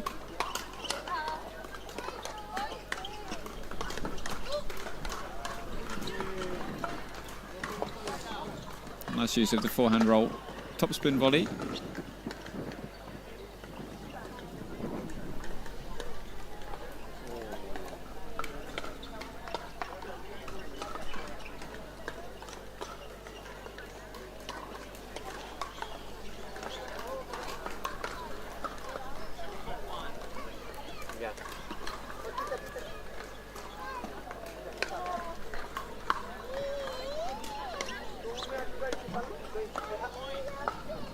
again, we see Sarah just struggling a little bit with the volley. The wind definitely a factor on these drops.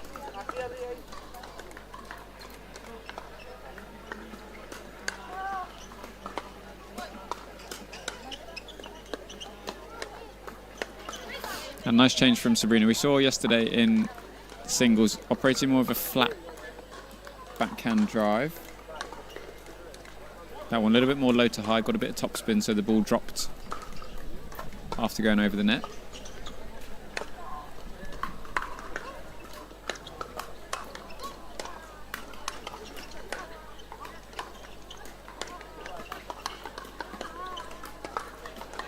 And great job from Caroline and Sarah asserting the authority with the volleys.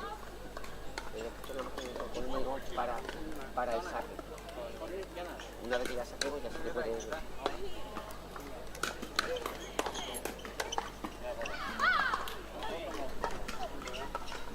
Ball just lands in side the baseline.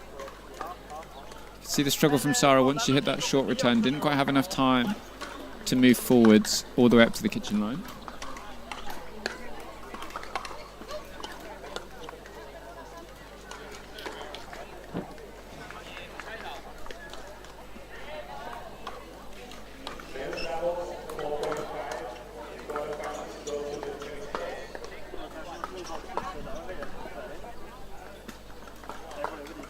So Sabrina and Patrick just making sure they're in the correct position.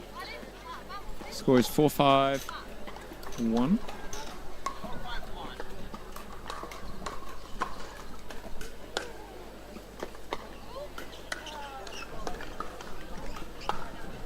Unlucky from Sarah, just clips the top of the net. Falls back down on her side.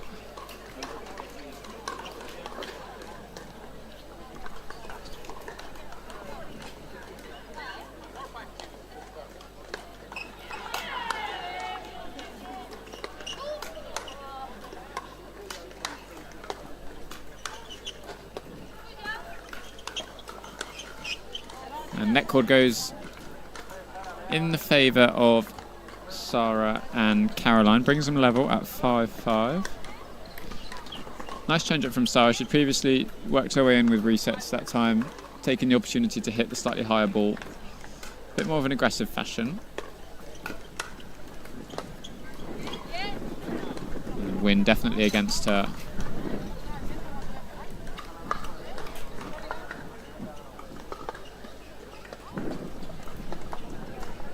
On that drop, the players on the far end can sort of hit their way out of trouble a little bit more because of the wind direction.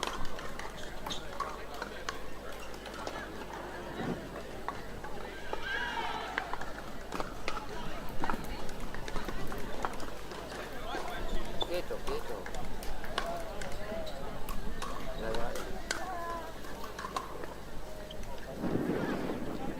A slight mishit off the paddle of Chu Miller, but nevertheless gets the job done. So still stuck at 5-5.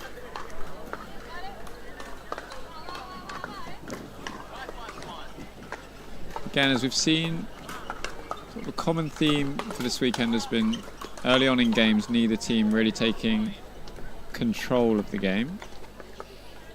Double-handed backhand from Caroline, just had a little bit extra.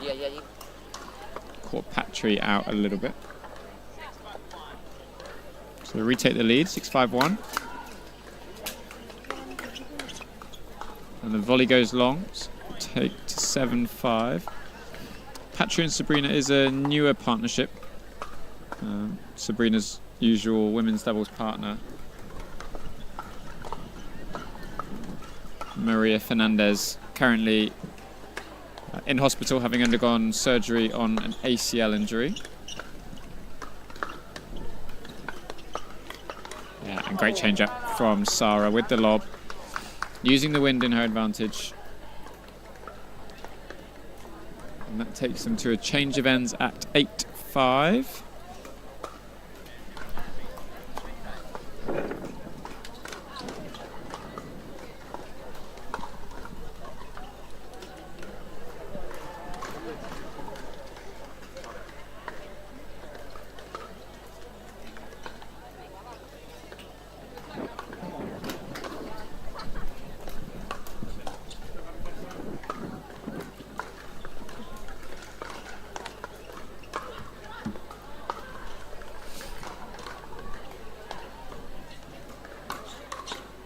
So I'd like to see Sabrina just insert herself a little bit more into some of these rallies, take control a little bit earlier on,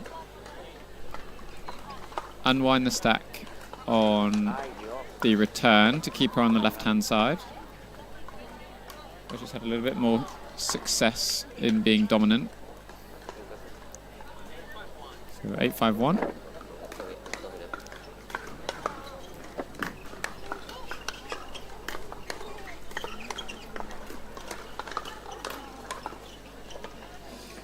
And Caroline goes just long with the double-handed backhand volley.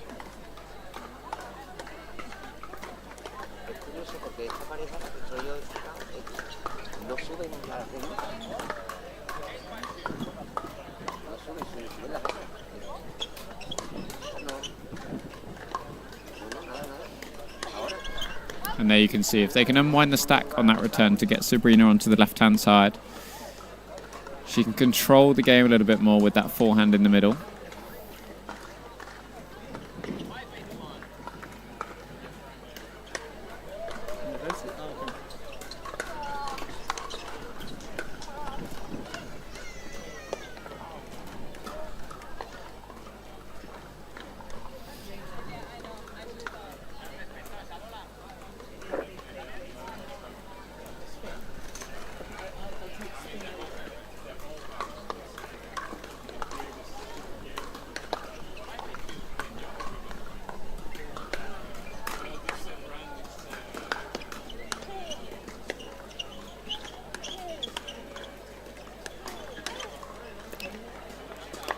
Does miss into the net, but exactly what I'd want to be seeing from Sabrina at this point. Patri's just struggled a little bit to get consistent in this game. Sabrina goes long on the returns. A couple of errors from her recently. Maybe a timeout if there's another unforced error. Choose not to unwind the stack.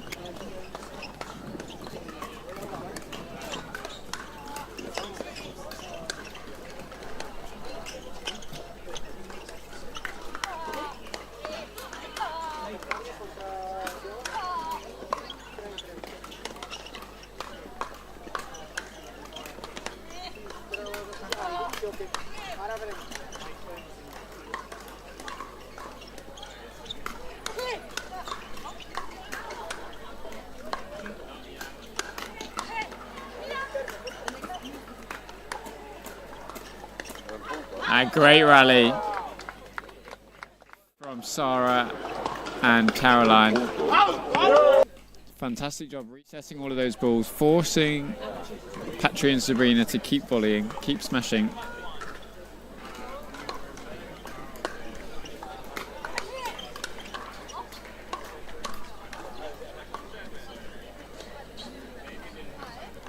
It's the lesser spotted slice drive from Caroline.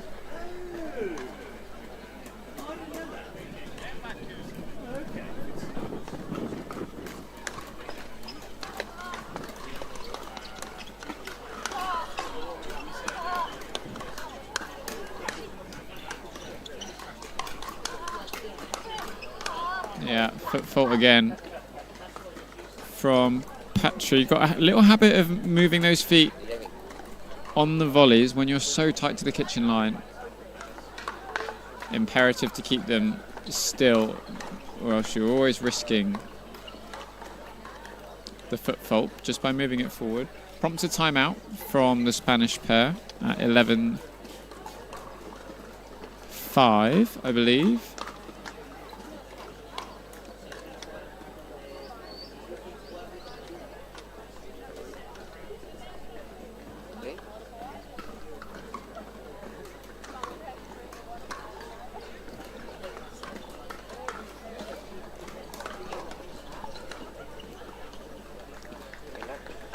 Looks like on the neighbouring court, Molly Nags and Pia-Lena Ander have won their quarterfinal, so they will progress to the semis.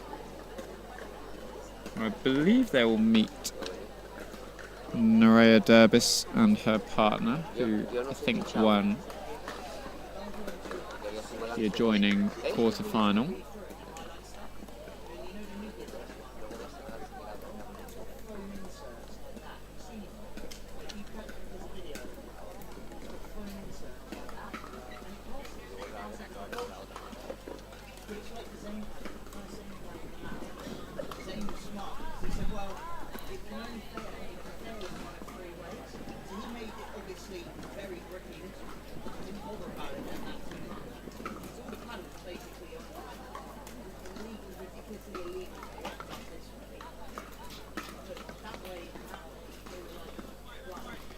So back at it, 11-5-2.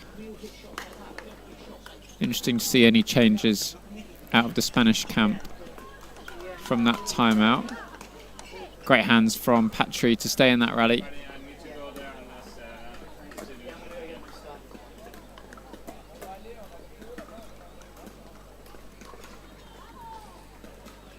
So 5-11. As expected, Patry moving over to that right-hand side to get back on the stack. Expect to see Sabrina coming across a little bit more. A bit earlier on in these points, as she did there, the drive sets up the high ball for Patry to put away. Moves them on to 6.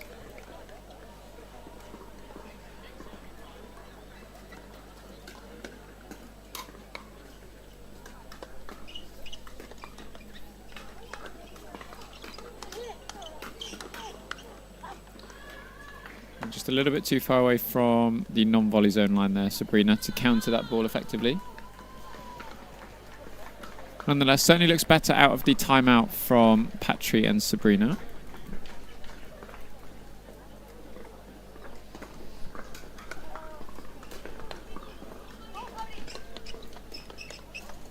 And fantastic deep serve from Patry.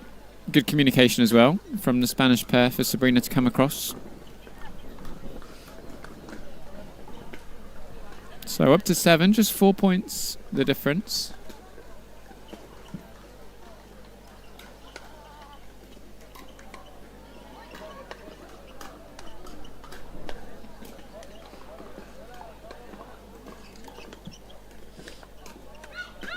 And great call from Sabrina. That ball just goes long. Bit of frustration out of Sarah. Just need to get back going in this game. Just a little bit more consistency across the board.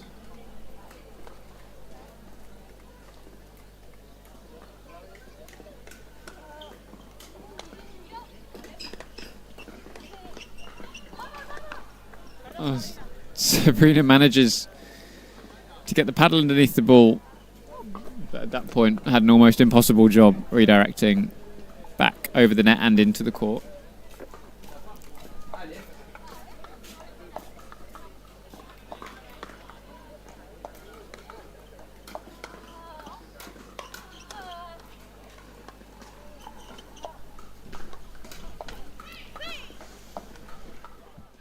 Nice drive from Caroline. Just struggled up at the net to keep those balls a little bit lower. Very typical for newer tennis players coming into pickleball.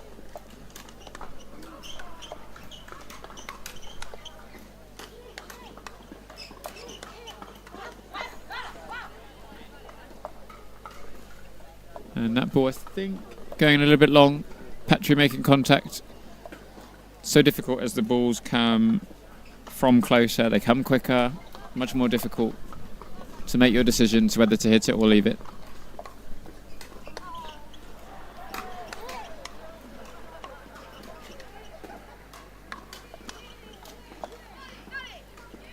And good call from Sabrina. Patry leaves the ball, just goes wide.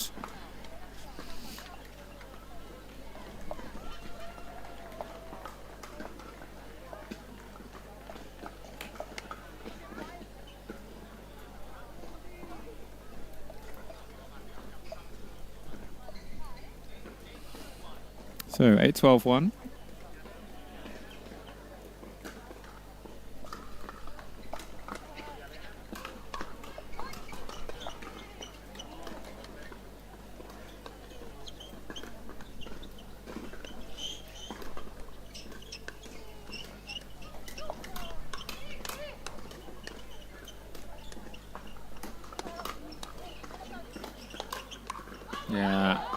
A great counter from Caroline. She was sitting waiting for that ball in the middle. Really compact swing.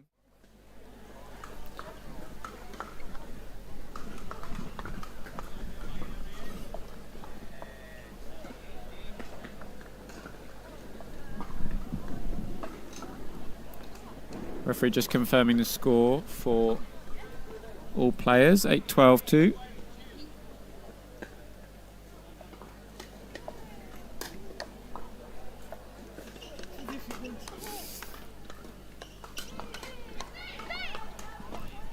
And again, dominant forehand from Sabrina in the middle. It's going to be the source of success for the Spanish pair if they're to get back into this game.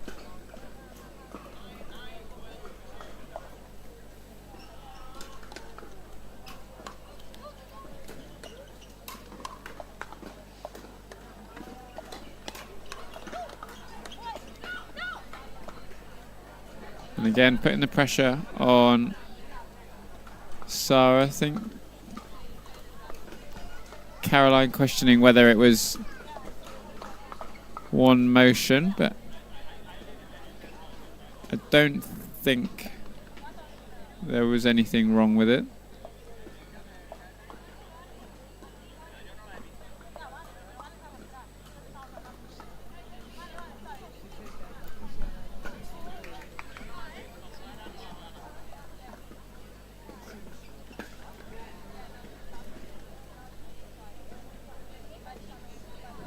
Bit of a discussion between the players, but referee says he didn't see anything, so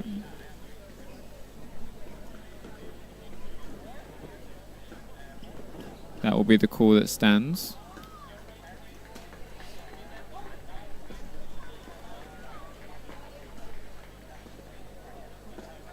And just explaining the rule that the ball is allowed to hit the paddle twice, or hit the wrist and then the paddle, provided it's in one smooth motion.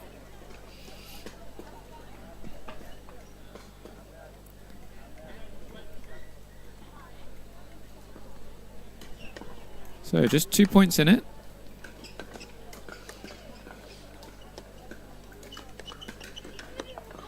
And just long, you can see Sabrina starting to get a little bit more active in that middle, coming across a little bit more. Definitely working for her and Patry when Sabrina comes across and initiates.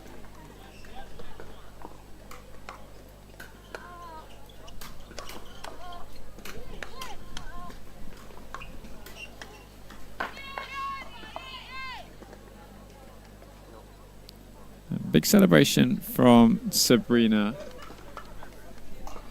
and Patry. So still 12-10.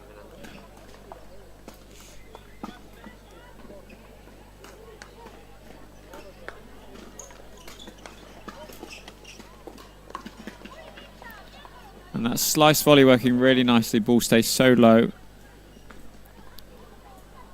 Comes up from a high position into a low position. That ball skids right off the floor.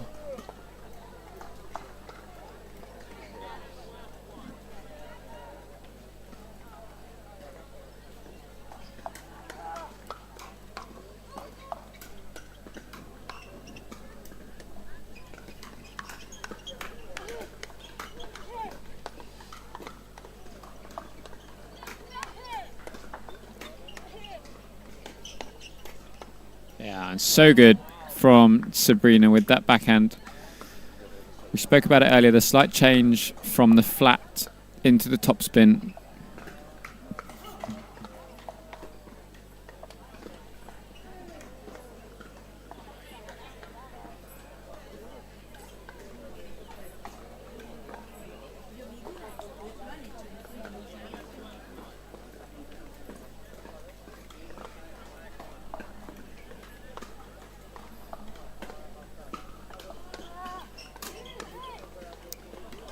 Return goes into the net.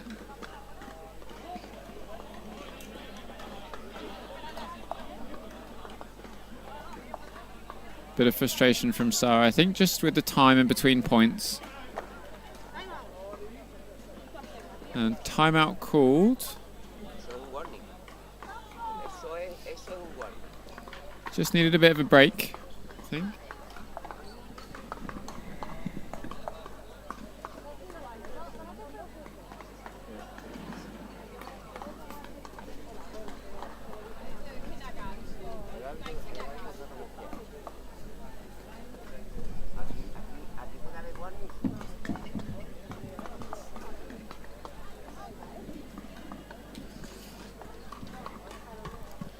Thank you very much to Blanca for being my translator. I can confirm just a bit of frustration building up to do with the time it's taking for Sabrina and Patry to serve once the score has been called. Referee is in charge of making sure that is no more than 10 seconds once the score is called. So we'll keep an eye on that as things progress. The point's now been made to the referee by Sarah, so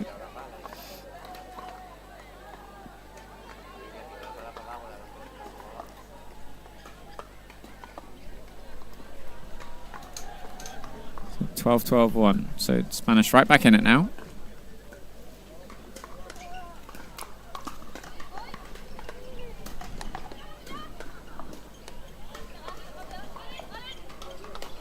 Yeah, so good from Sabrina. Covering that court. Coming back across with the backhand. And having been behind for a while now, especially after the turn, Patry and Sabrina retaking the lead, 13-12-1.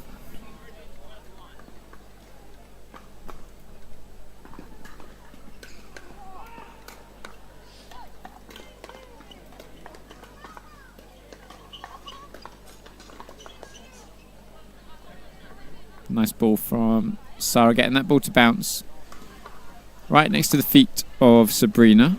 Most difficult position to return a ball when it lands just next to your left foot as a right-hander.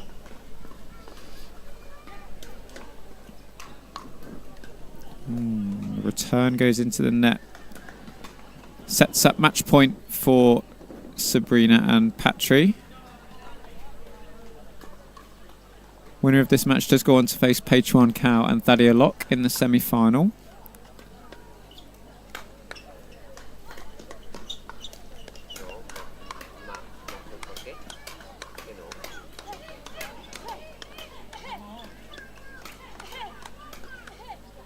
Oh, and just long from Sarah. Fantastic last rally. Great hands battle between all players. And it is the Spanish that prevail, move on to the semi-finals. Next up, we do have the men's doubles final. So stay tuned for that, and we will be back shortly.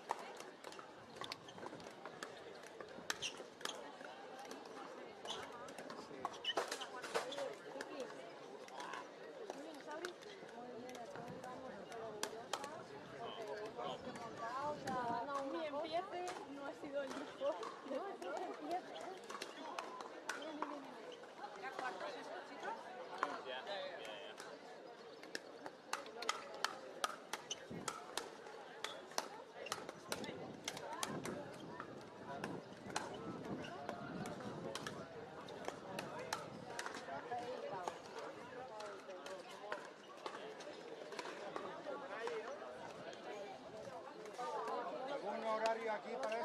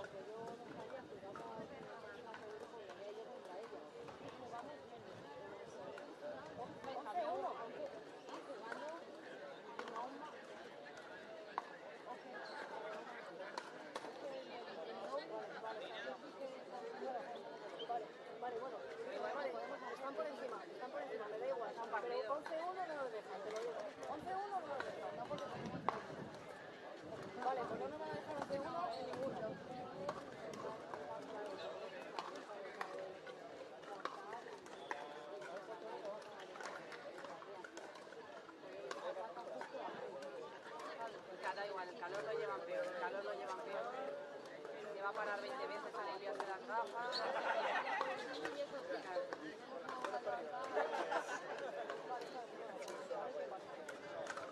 ¿Verdad? No, ya ganarlo.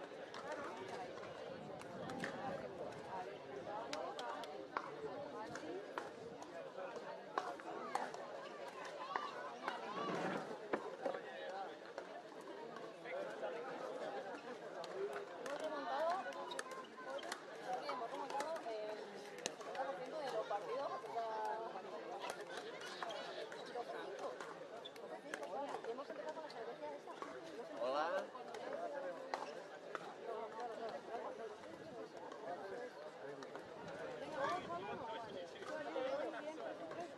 Pero esto es la final, ¿no? Porque ya, y ya luego lo que quedaría en las semifinales de mundial y final, ¿no? Eso. Son 4 partidos. Las 8 y 10. Terminamos a las 10. Sí, sí.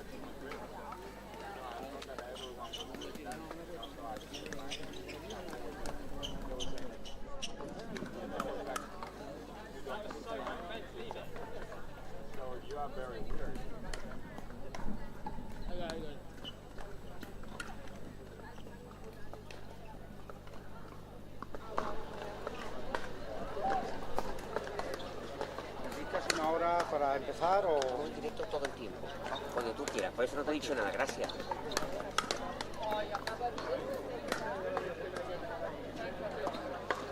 ¿Llevamos cuánto llevamos? 3 horas de streaming. 3 horas 14.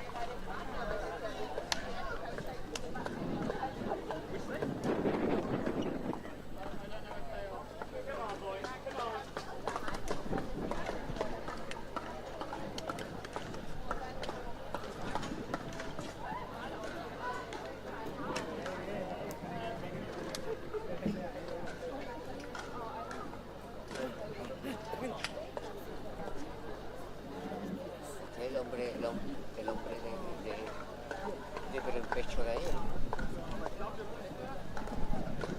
Eso sí, no es ilusión, es así.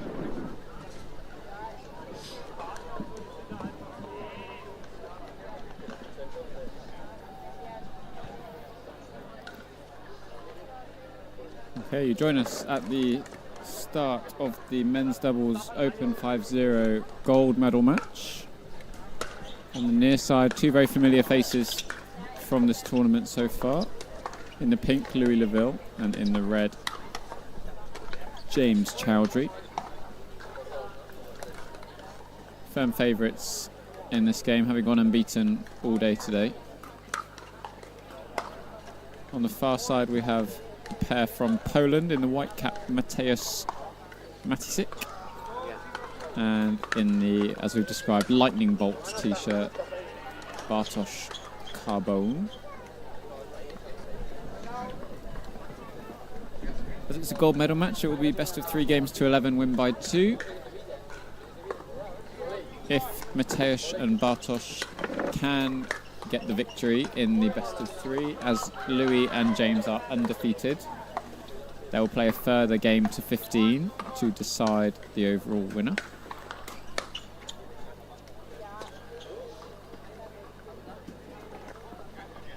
Called in by Bartosz, just a little gust of wind, kept it in.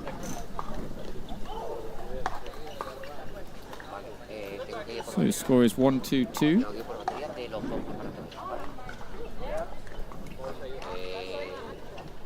No me conecté ahora mismo.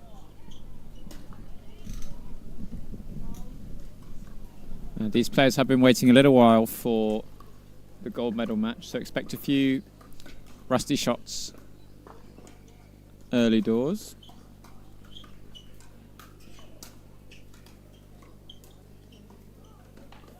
Too good from Mateusz. Not a volley we tend to see in the men's doubles game at the higher level, but in the right circumstances, drop volley can work really nicely.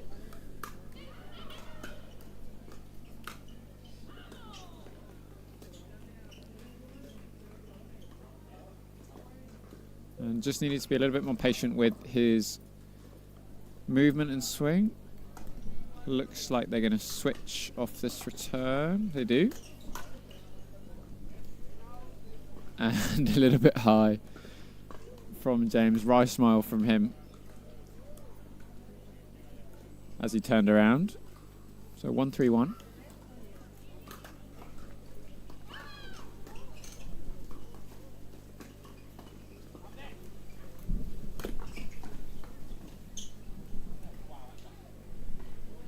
And Louis was pretty confident that lob was going long. Landed probably 3 feet inside the baseline.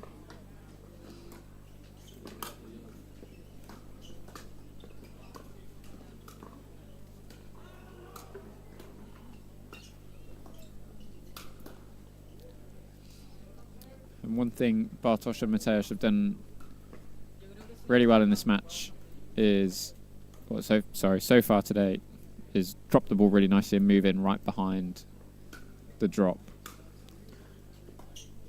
There we go, see a drop and then moving in together. And nice speed up from Bartosz, that backhand roll volley. I think he's going to be a little bit more comfortable than we've seen other people in the backhand dink rally with James. So I'll be interested to see if there's anything that James changes.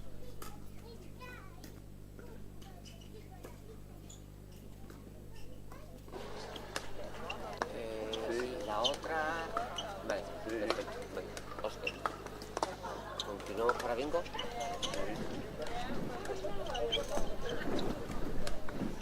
Todos que están allí para el partido allí. Yeah, and perfect play from Bartosz.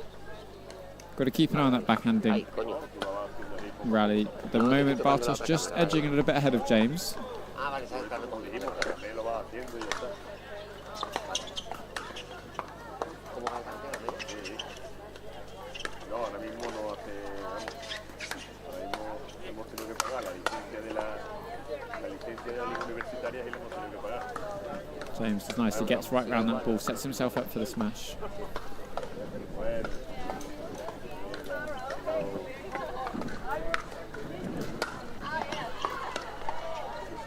Yeah, great return from Mateusz, really bold, nice and deep.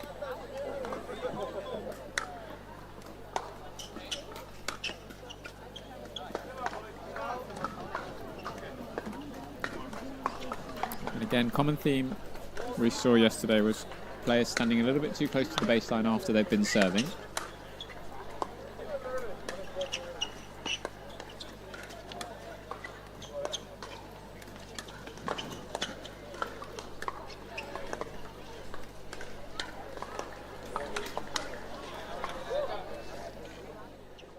Counter just goes wide from Mateusz again.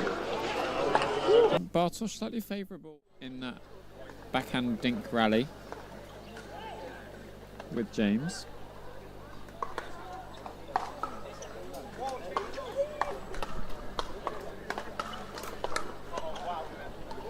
And again, another common theme we've seen across the weekend is players moving while hitting their return. Just increases the risk of an error.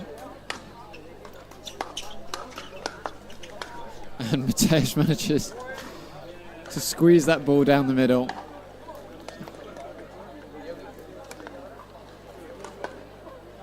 So it opens up a little bit of a lead for the Polish pair.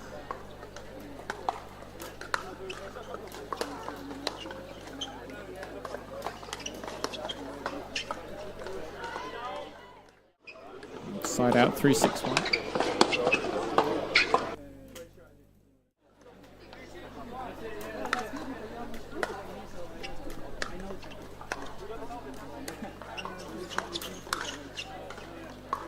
And James normally would be making that volley. We've seen a few from him just clipping the top of the net. Yeah, great job from Bartosz.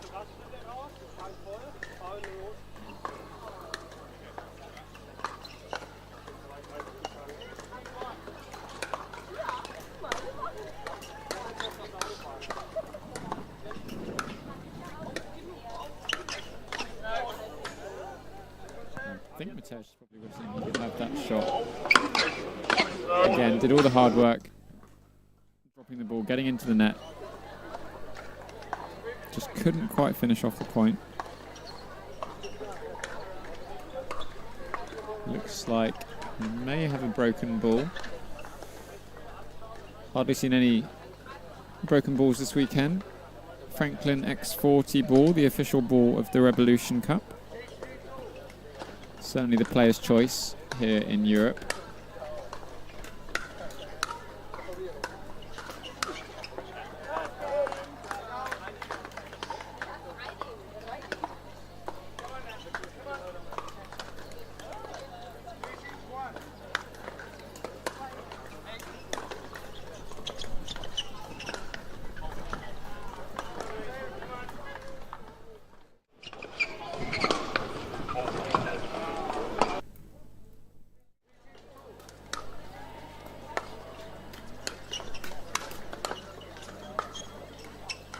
And such a big forehand in the middle from Mateusz. Judges that next ball really well. Lands just deep.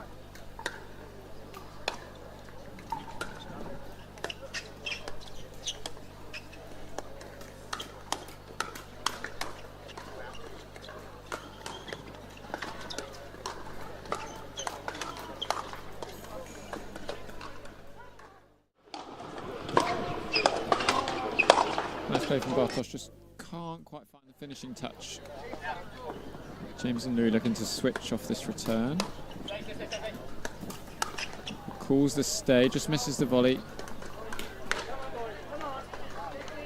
It's a good idea from Louis. The return went shorter than he anticipated. Wouldn't have gave him enough time to get all the way across.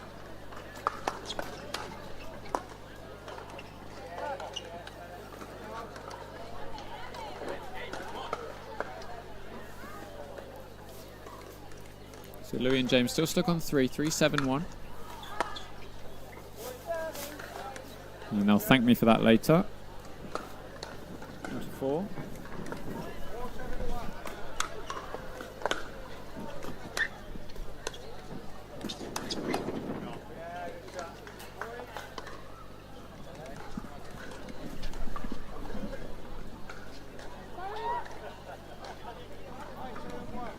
Just had word of our first women's doubles semi-final result. It involves the advancement of Molly Naggs and Pia-Lena Ander into the gold medal match. The semi-final is still ongoing. As and when I hear anything, I will let you know. Great two-handed counter from Mateusz, always looking for that aggressive punch back. So 7-5.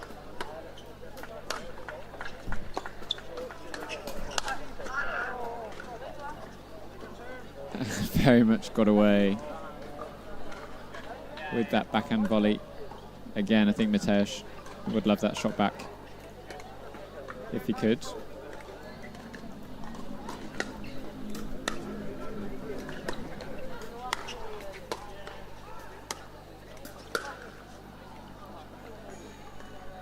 Goes just wide again. We've seen a few times today when people changing the ball from soft to hard, generally we'd go down the line or through the middle. That return line's spot on the baseline.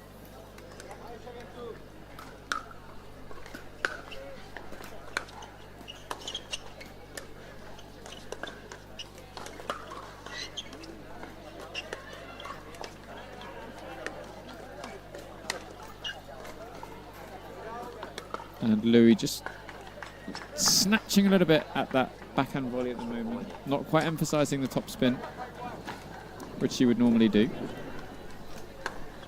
So still at 7-5. Returning the net from James. Takes the Polish to 8 and prompts a timeout from Louis.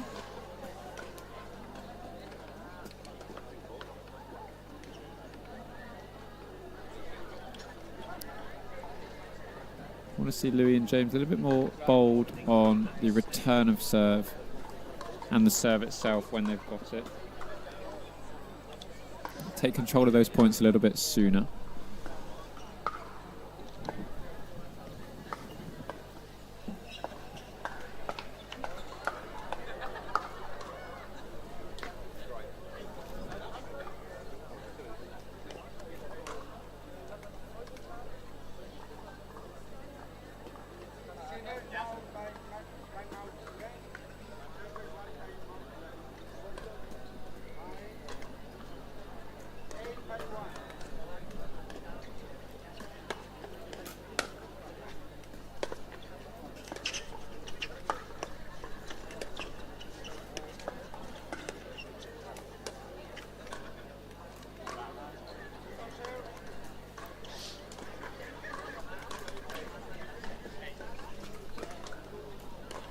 Mateusz just coming a little bit more active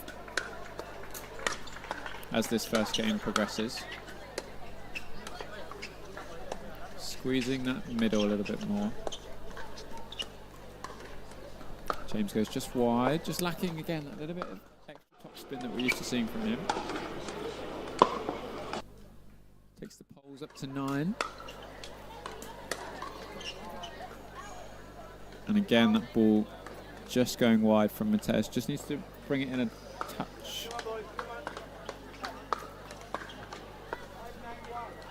There's only so many times you can give Louis and James the serve again. Great ball from Bartosz. Louis was fully prepared. I think wanted to leave that ball.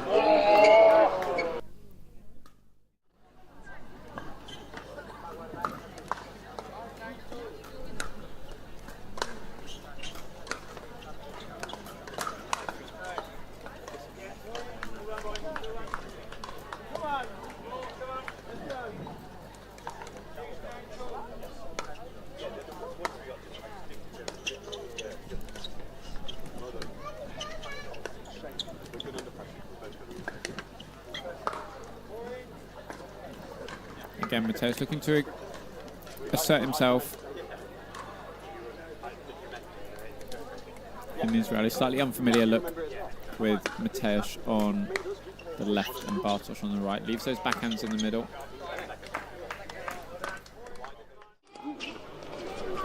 Also, we wanted to see James being a little bit more aggressive.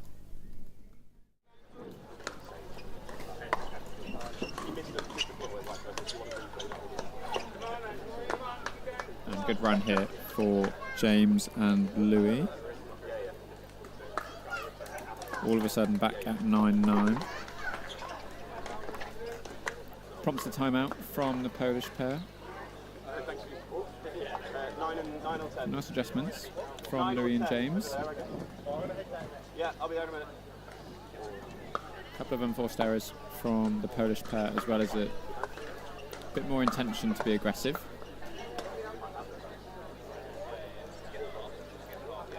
British #1 superfan Tracy Taylor is in the crowd, cheering James and Louis on.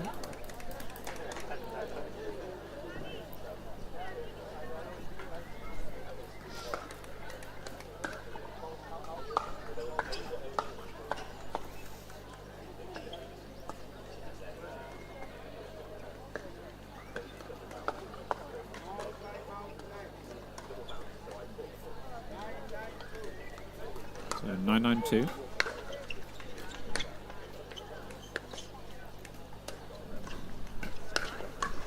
Goes for the around the post, misses wide. A little bit ambitious from Mateusz.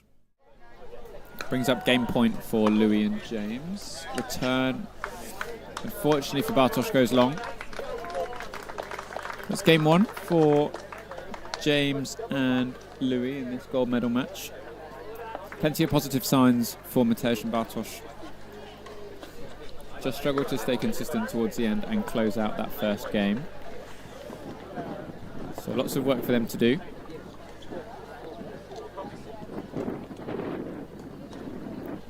But definitely still in this. They do well to get back to the Bartosz backhand dink battle with James.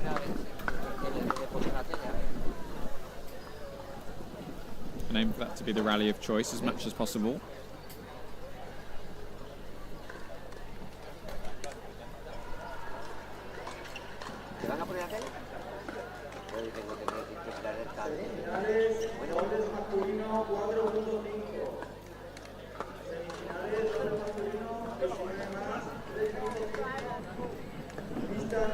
So start of the second game, Mateusz just serves 0-0-2.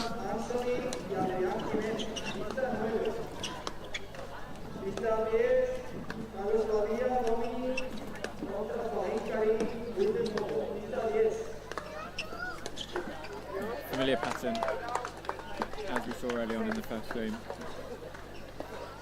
Bartosz just not quite moving his feet enough to get behind that ball. Start this second game, I'm rejoined by Shane Crook. Sat next to me.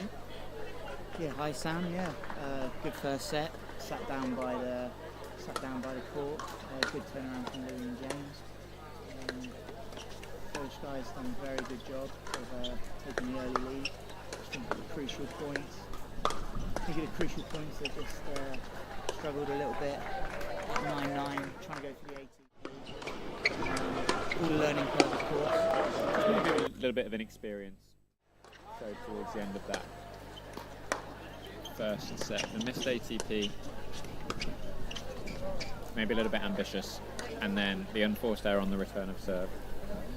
I mean, as well, great game management as well by Louis and James to take the time out as they did, recuperate, get themselves back together. I mean, they only dropped 1 point before they started getting more points again. So and went on their run. So it's quite outstanding.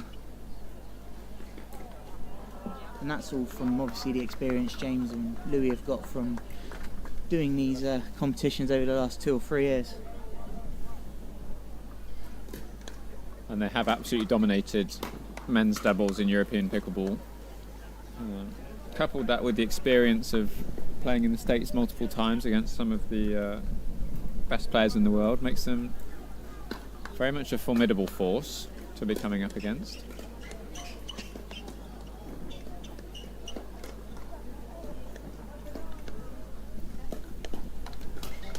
Yeah, great change up from James. Got a little bit stuck in the first game early on in that backhand dink with Bartosz. So I like the change up of adding the second hand on the paddle, looking for an opportunity to initiate.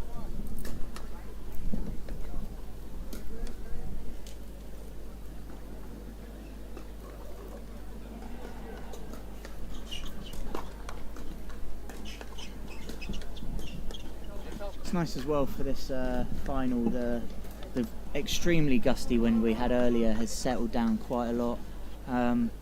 Some of the conditions we've had today, other than the nice heat, the wind has been very gusty. It's not been a constant breeze. It's been very hot and cold on the wind all day. So it's nice that for this final, yeah, it is a little bit gusty, but it's, I would say, more than half of the amount of gust we've had throughout the day.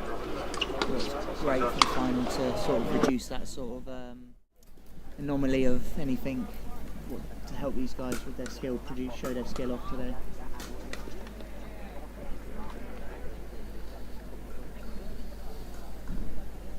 Mateus just reminding himself to calm down a little bit. That singles instinct kicking in with the backhand drive.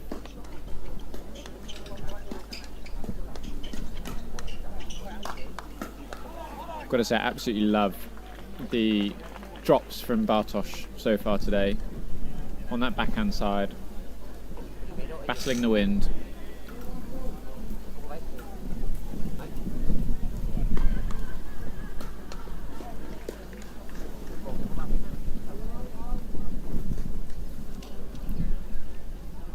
So side out score is 1-2-1.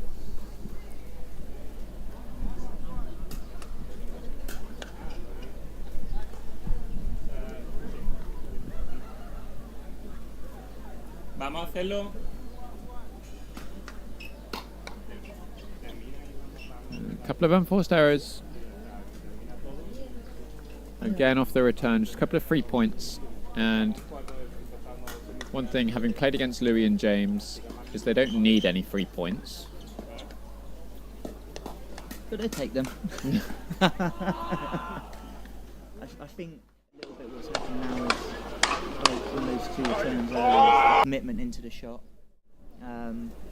Not sort of being fully committed into it like they were in the first set. I think the level they were playing right at the beginning was outstanding. Every dink, you know, there was a reason for it, where they were putting it. I think now it's just shots are slightly a little bit wayward at the minute. You know, still, you know, trying to hit deep returns, but they're just not falling in like they were earlier, unfortunately.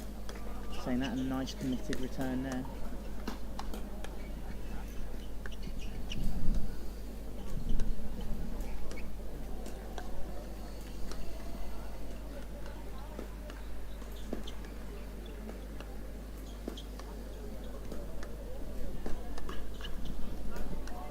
Yeah, great consistent play from James. That's a battle in the first game. He was more often than not losing against Bartosz.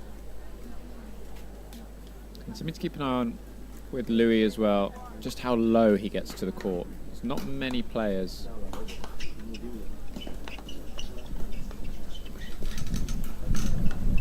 who are consistently getting as low to the court as Louis is. That volley from Mateus just missed, so timeout called. I'm a little bit behind with the score, I apologise. We're up to 7. Very behind on the score.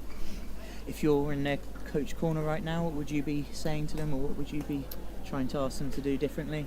I think for now, I want to keep the returns in. I want to let the ball bounce a little bit more at the net. Be a little bit more pushy with my dinks. That last rally, second to last rally, sorry, we saw Louis more than happy going sort of out to that forehand wing a few times in a row. So just pushing one down towards the middle, towards the left foot, just providing a slightly different look for Louis. But having said that, Louis and James definitely up their level in this second game.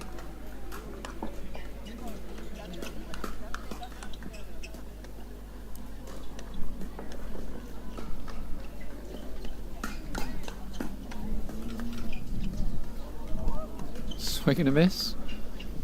That's why you got a partner.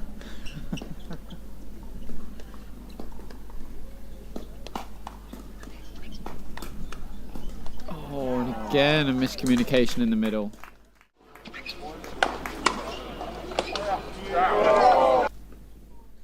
Struggled a little bit more with that in this second game. First game they looked like two people definitely in tune with one another. Interesting fact that would come out of this game as well. If it goes the way of James and Louis, it means James is still undefeated over 2 days in both men's singles and men's doubles, with mixed doubles to come on the final day. So it'll be interesting to see how that goes as well. Again, mix is a different game as well. A little change on that, but you know, just a interesting little thought on that one. James definitely gone up a gear in the last 5 minutes or so.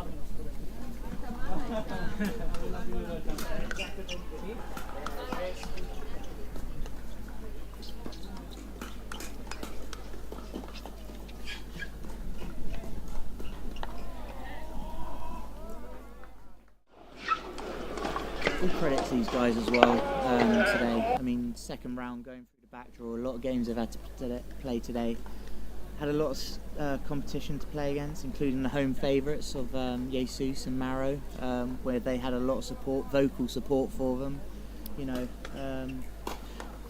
with a lot of the British and German contingent, lot sort of backing them. You know, it's great to see. And that takes it. 11-2 in the second game, secures Louis and James the gold medal. Fantastic play from them in the second game. Definitely dominated in that second set. Much credit to Bartosz and Mateusz. Did a fantastic job in the first game of pushing them all the way to their limit. I'm just going to the bathroom. But unfortunately just couldn't quite close out that first game and never really looked the same in the second. So I think we might be maybe having a chat with them. Not too sure. See what the crew say, but if we do, then great. If we don't, then we look forward to, I believe we've got the women's doubles gold match up next, which will be Molly Nags and Pia-Lena Ander versus Peichuan Cao and Thadia Locke. So excited to see how that one goes.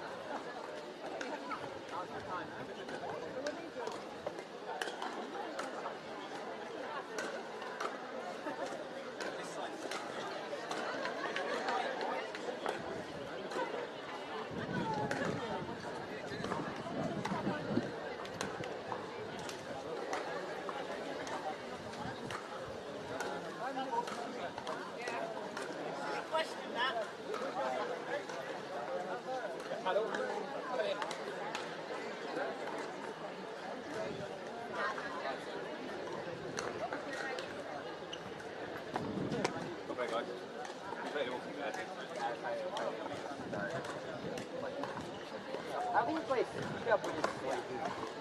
side's so much harder. That's why we were like actually grinding that first set.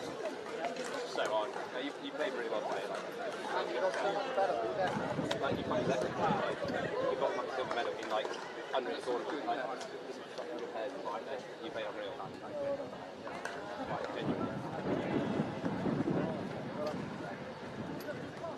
As long as next time we continue to lose against us. I don't mind, you can be everyone else all the time. Yeah. You're a bit yeah, right side.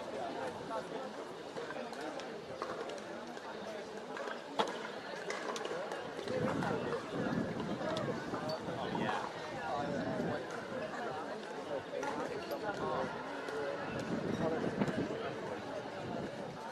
And coming from tennis, patience takes time.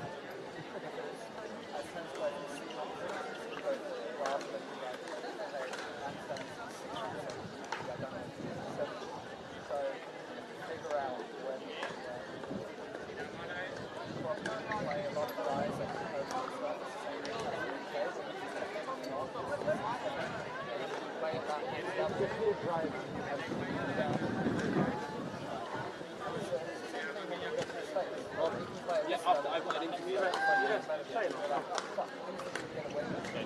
over. Did you let him off? Only for the second game. Yes, Sam. Yeah, let's go. Made us head for a bigger. We're in trouble. Can we do it live? We do it here, and then move the camera to here. Otherwise, we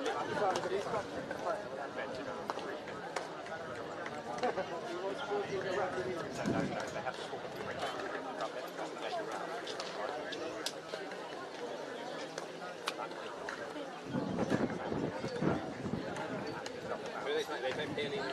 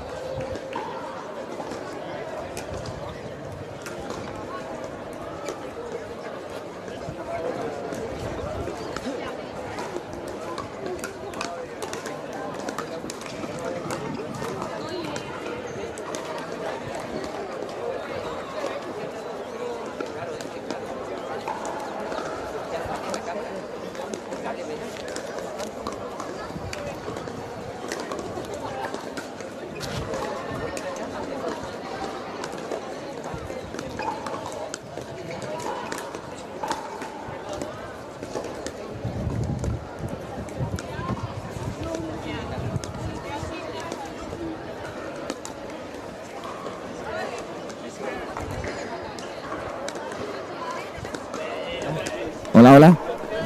Hola, hola. Hola, hola. Hola, Vale. Okay.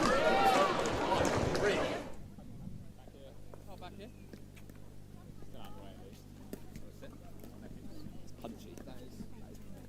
Potent. Do we want? It's good luck. Yeah. Kind of always go yesterday. Yeah. Are we looking at you or at camera? You do what you want. All right, James and Louis. James, another gold medal today. Congratulations, keeping the theme going. We've been having this conversation for a few days in a row now. Teaming up with Louis, how's it feel to take another gold home today? I think props to Louis. Played really, really well all day. It was fun battling against him in the singles yesterday, and even more fun battling with him today. So yeah, it was a really good day all round. I think we dropped a set in the first round, really cagey, tough conditions. After that, we played pretty clean pickleball, get some really good pairs all the way through. Louis, first game there was a lot closer than the second. Mateusz and Bartosz, relatively new pairing in pickleball. Coming out of Poland as well, somewhere we've not seen too much pickleball happen. So how does it feel to be around these new players coming through? I mean, first of all, hats off to the two today. They've grinded through a bit of backdraw. They've played phenomenally. Their game has absolutely excelled today. Like, Ossos has been playing 6 or 7 months, and I can't wait to see him play more and more. We started, this side has always been notoriously hard, which is why we chose it. It's been the hardest side for us all day, so we knew we needed to grind early. And then obviously, we came down back from 5-9, managed to get it done, and then when we got to the other side, we actually just started playing some proper level, sensible pickleball, managed to get the job done.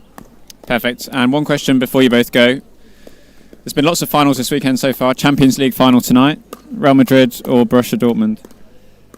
I'm in Spain. I think I must have to say Real Madrid. No, I think Real Madrid will win it. Heart says Dortmund, head says Real Madrid. We'll find out a bit later on. Next up is the women's doubles final. So we'll be back with that very shortly. Thank you. Perfect. Thanks, Dan.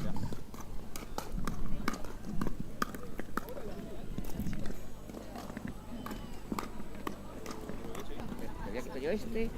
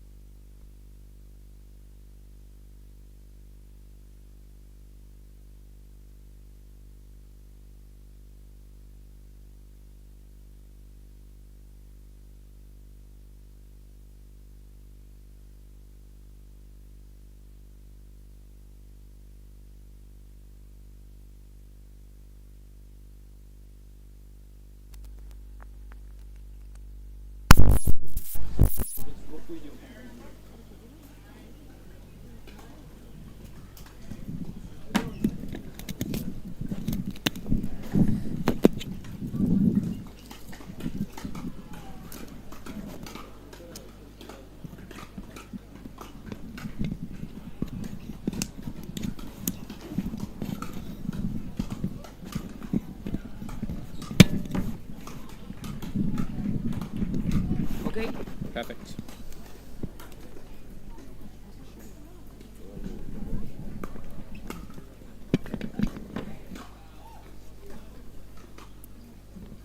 Perfecto.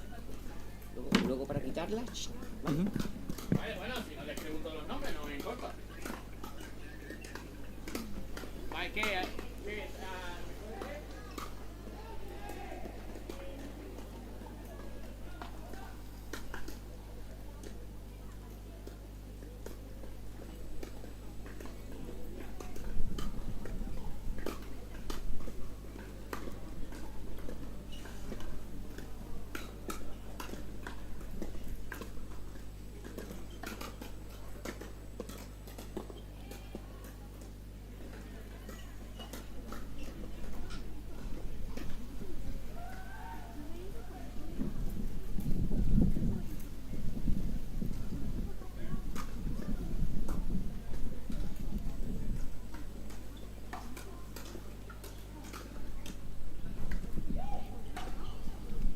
James had painted him on again.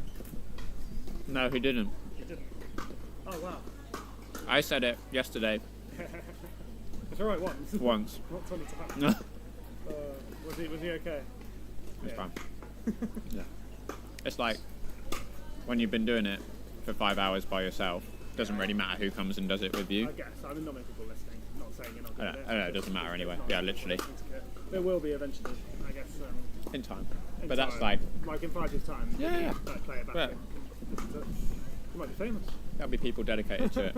Just filling a gap at the Oh, moment. yeah, no, you're right. Not bad. We'll have to get into. The thing is, you get good. It's good for coaching. It's a good practice, though. Mm. It's good. Yeah. It's good all round. It's good for coaching because you have to say it. Yeah. It like forces you to be like quite critically analytical about Yeah, without what's going on. Stepping the mark Yeah. as well. If you do overstep the mark, people will go, oh, it's Yeah, not yeah, fucking yeah. right. So Can't be dramatic. that's yeah. That's an interesting balance, actually. It's good to get into. Yeah, you've got to practice. It's almost like you It's like a like little make a hobby. career out of it. Well, you're not going to be a pro pickleball player. This is true. Well, maybe This is very like true. Over 35. Yeah, we'll see. We'll see. We'll see. I think my time is probably the over 60s. That's when I'll be alright. Are you playing today at all? Okay. Are you playing at all at the moment? No. You're not able to? Or? No, it's gone off the competition Yeah. side. Like, I'll happily play. I play all day, just not tournaments. Doesn't interest me anymore. It used to be the only option, like before. Yeah, do you know? Fair enough. I know some people just don't like competition. So like there used to be 3 tournaments a year, and that was it. Yeah. So if we wanted to do anything, it had to be that. Now, like in the UK, there's something every weekend. Yeah. Some of them I do, and just doing more pickleball stuff means I'm less. Like tennis, your evenings and your weekends become your sort of best hours to earn. So Yeah. Yeah, well, that's what I'm like. it's I like have- if I'm playing, I'm sort of wasting a weekend in a way. Yeah, I know what you mean. I'd either want to have it off or like work it. Yeah, no, I'm like that. Yeah. Take a full weekend off or just the odd day here and there shit. Your brother still playing much? Not sort of same as me. He's gone off the. He's gone competing? Yeah, a little bit. Yeah, PPL's quite tough. So. Mm.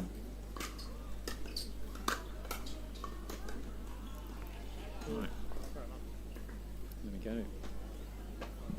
So he goes The guy just inside the door, and just tell him number 77. He'll understand. Just inside the door. No, I'm right. Thank you. So we are back for our final game of the day, the women's doubles gold medal match.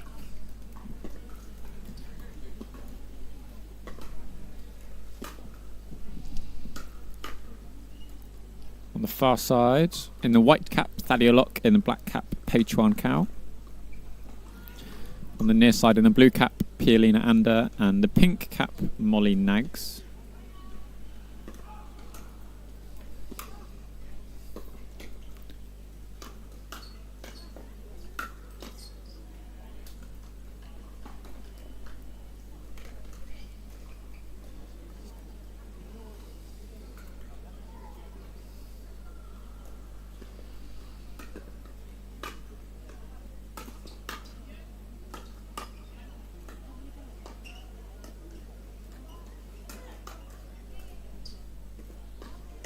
Yeah, great counter on the backhand from Pialina.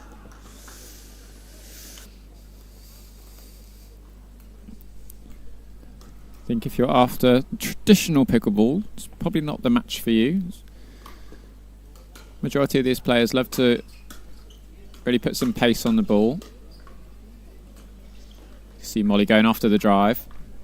I suspect a very common theme from Molly and Pialina is going to be driving at the body of Thalia Locke.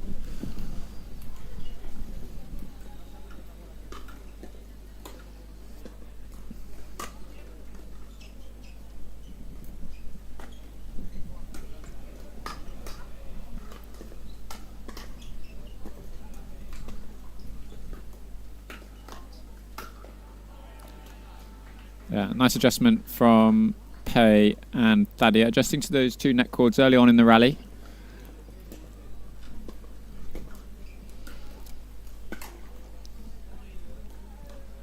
Again, just moving through that return a little bit.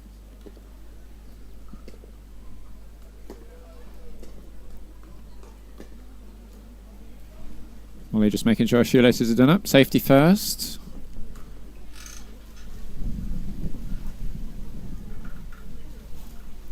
.301 calls the referee.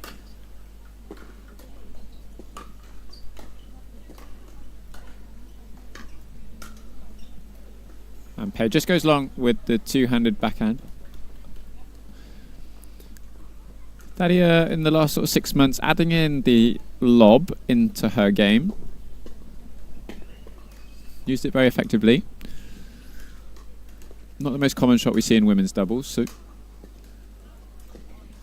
good to have some differentiators. Couple of unforced errors off the return from Pialina so far.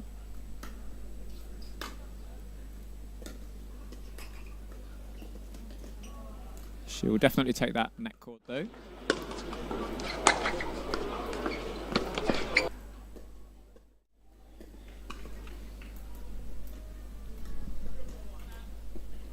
See if Pialina and Molly can get on the scoreboard here. Just sort of stopped on that backhand a little bit.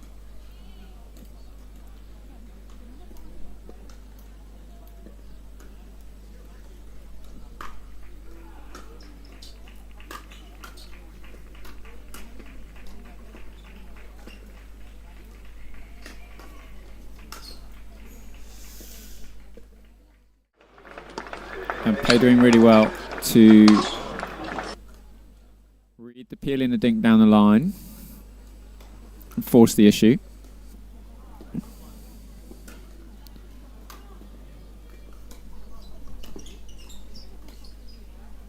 This time Pei going for the rip. Just catching the top of the net.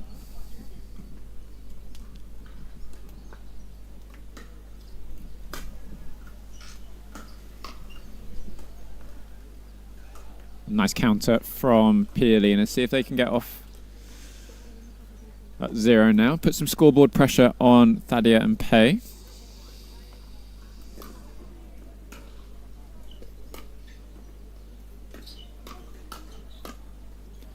Lesser spotted drop from Molly. Works well, just didn't quite follow it into the net to take advantage.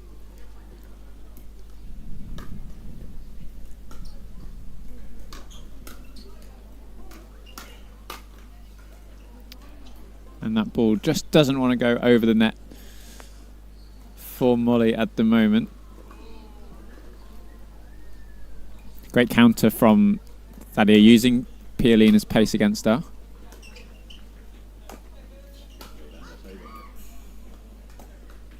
And one of the most difficult shots in racket sports, the overhead backhand smash. Molly giving us a great demonstration.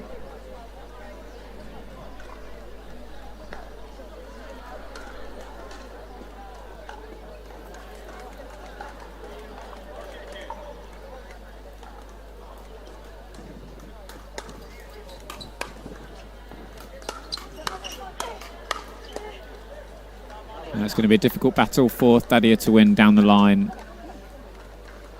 against Molly. Molly probably the more powerful player out of the two.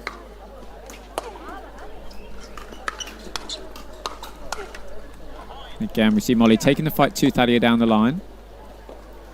Prepared with the backhand counter, just couldn't quite execute.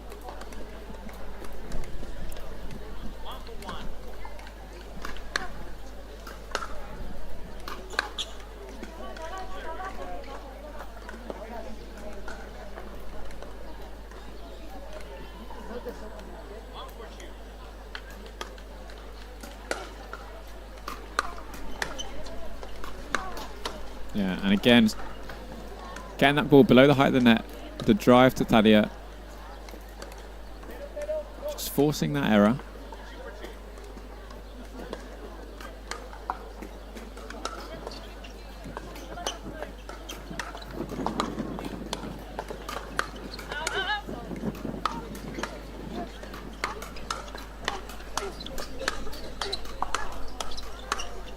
Great hands all round. Pia just couldn't quite redirect that ball over the net. There was one ball that was sailing a little bit long, which Thadia decided to hit. A little bit uncharacteristic for her. Might just be because of the onslaught of faster balls coming her way. And nice change from Pia. Getting right behind the ball. Using the roll on her forehand.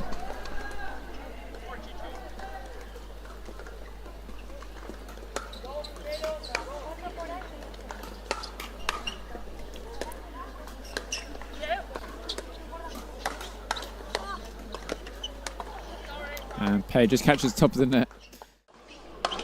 Slight sigh in frustration from Molly.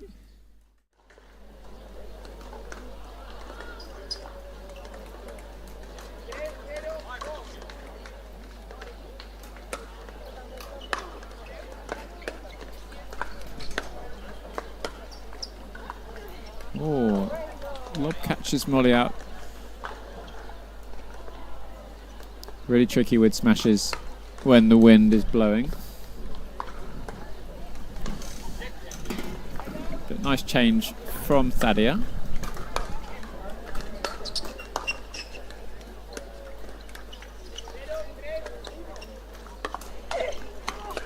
And two great pickups from Molly in that rally.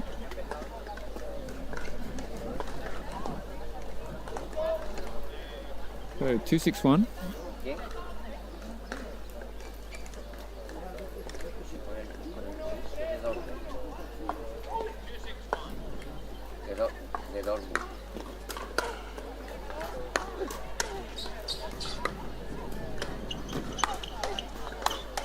Yeah, too good from the pair of Pialina and Molly. Again, following that same pattern, driving at Thadia, waiting for that slightly higher ball to come back.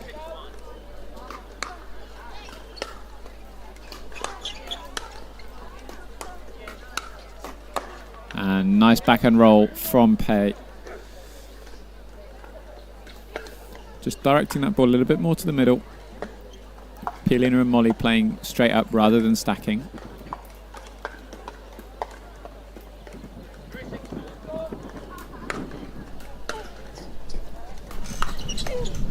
And again, the drive reaps rewards for Molly.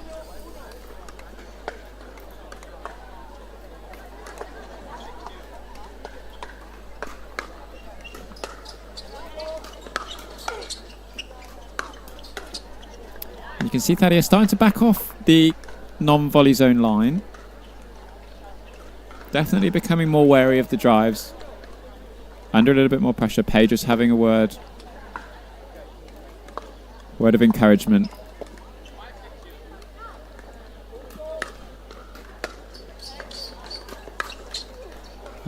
Clips the top of the net into Thadia.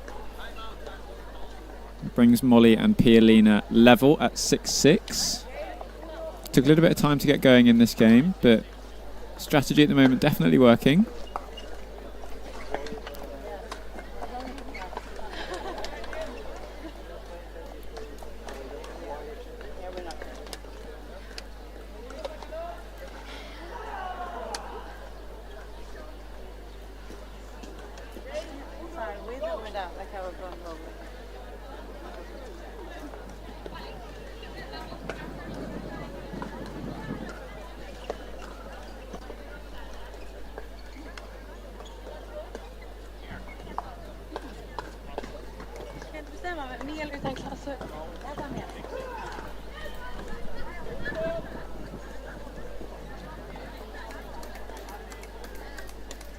See what happens out of this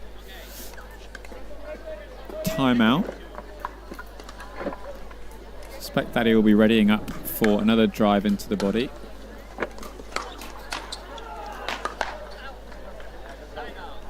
Pei trying to help her cover that middle a little bit more. So they get the serve back 6-6. Good use of the timeout to break that momentum that was building.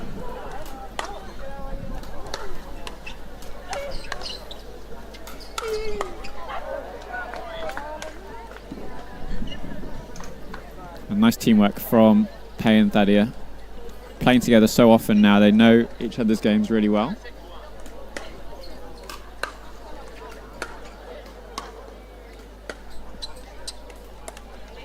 Don't mind the change up from Thadia trying to drop down the line versus cross court, just giving a slightly different look to the shot.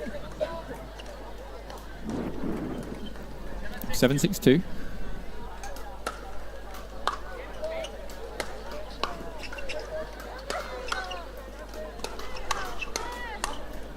And great counters from Pia and Molly. Pei taking a little leaf out of their book in terms of the relentless driving. Doesn't pay dividends for her on this occasion.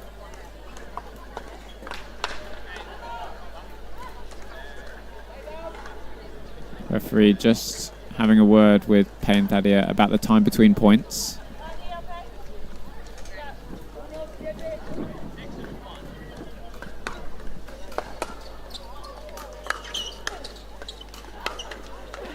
And again, drive catching the top of the net. Thadia struggling with the decision making of hitting it or leaving it.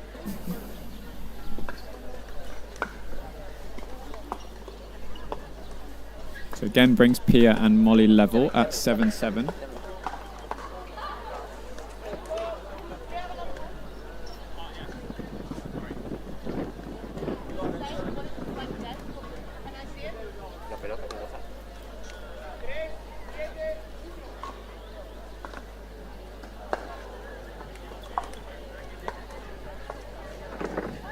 So new ball needed. Other ball I think landed on the top of a tent. So 7-7 first server.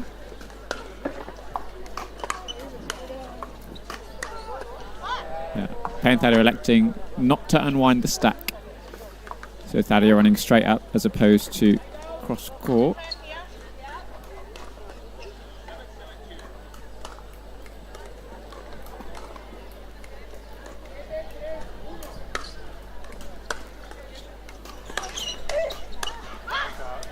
And much better from Thadia. Rather than blocking that ball and absorbing the pace, setting up for the counter. So putting a little bit back on it, directing the ball down.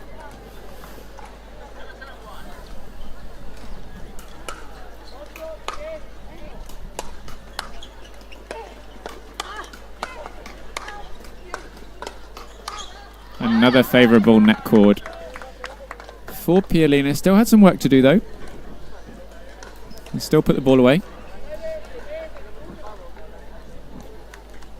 So 7-7-2.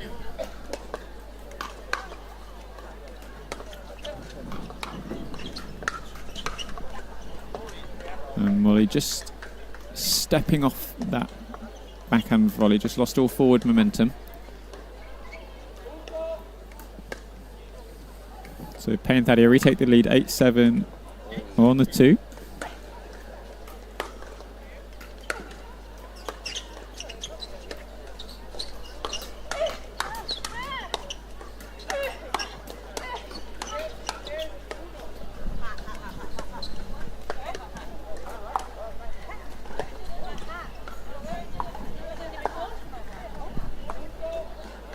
Thadia stopped the rally to say the ball hit the hat of Pialina. I didn't see it myself.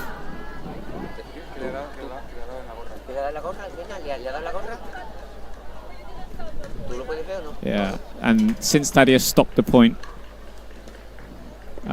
she will lose it, or should lose it. If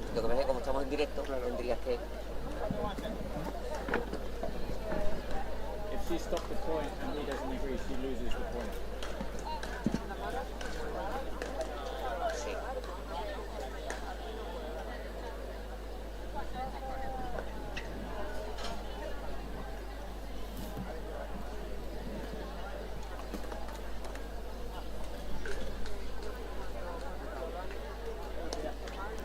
The slight nuance in this situation is, although Thadia verbally stopped the point, she did send the ball back. I would expect the rally to be awarded to Molly and Pia because Thadia interrupted the rally to stop it, and it's not something the referee agreed with. Yeah, confirmed. Correct decision. So side out, 7-8-1. Claro. Para el partido. Referee just making the necessary adjustments to his score sheet.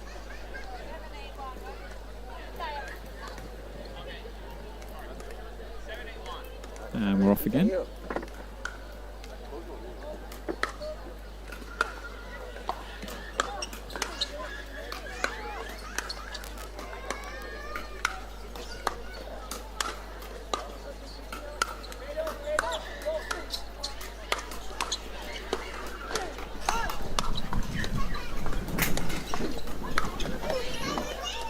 A huge gust of wind in the middle of that point. Players did so well to adjust.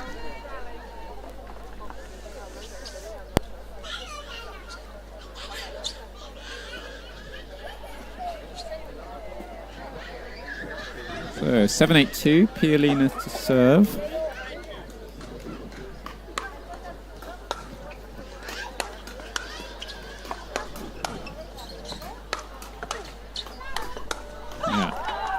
And that drive coming in below the height of the net. Again, forcing Thadia to lift the ball up. Pialina anticipating really nicely, following it in with a crushing forehand volley.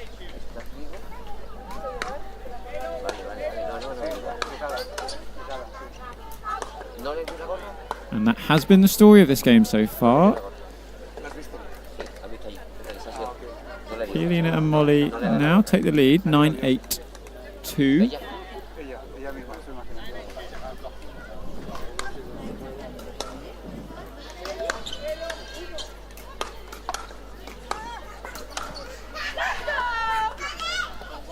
And very confident volley from Pei. Drive just going a little bit high. Timeout called from Molly and Pialina.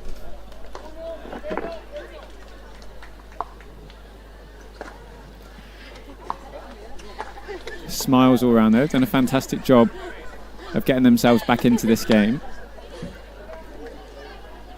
Lots of driving, but I think definitely the strategy I agree with against Thadia.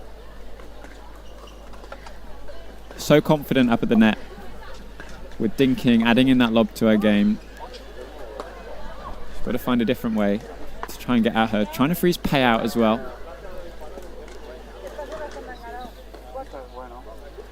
But so far working really nicely. This is actually the first time this weekend, the first time that Molly and Pialina have played together. But they both definitely seem to be enjoying it.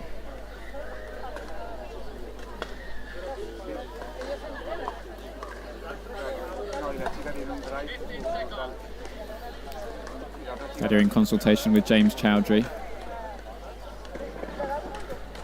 He's only won the 3 gold medals this weekend so far.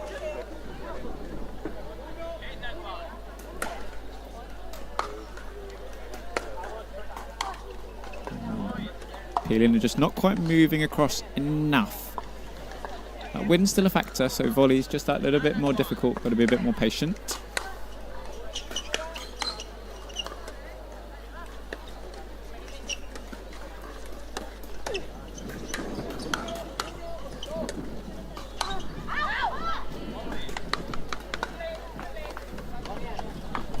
And again, the forehand volley goes long.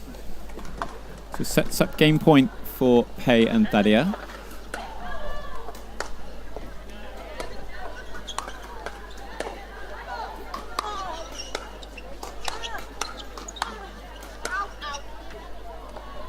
And wide goes the forehand volley, and that's game 1 for Thadia and Pei.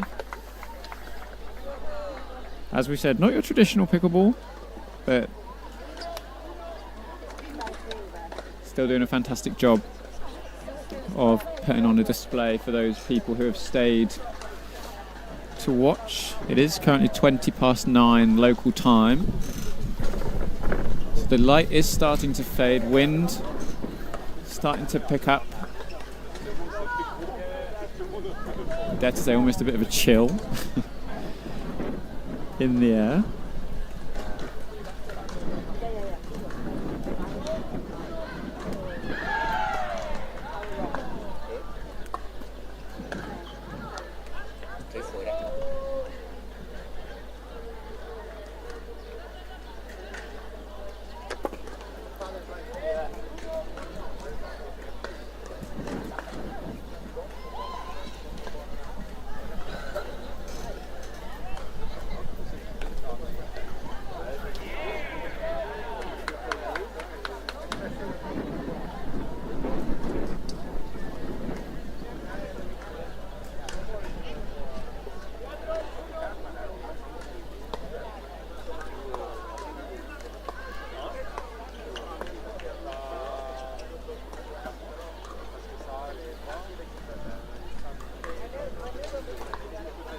So expect to see much of the same here in this second game. Molly and Piolina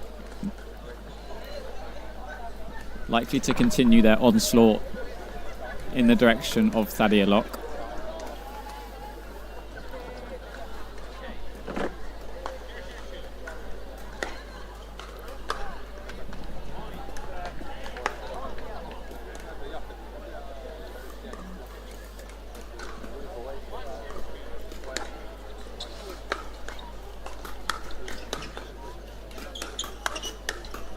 Yeah, really nice from Piolina, setting up such a compact backhand swing.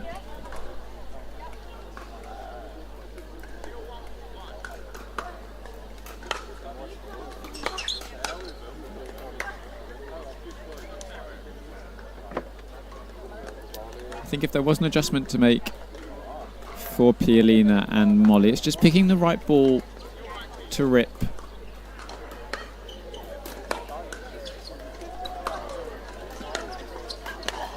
At Thadia, does a fantastic job with the deep serve. Thadia struggling to get up to the kitchen line.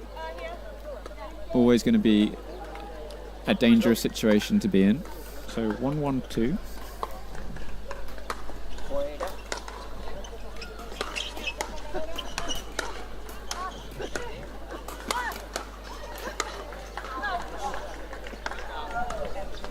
And again, Molly does so well with the deep serve. Just misses that final volley. Great defence from Thadia to stay in that point.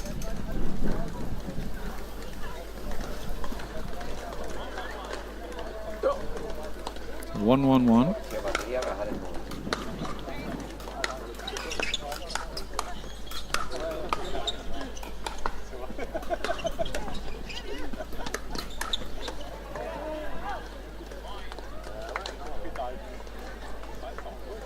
And the relentless ripping continues. Maybe one too many.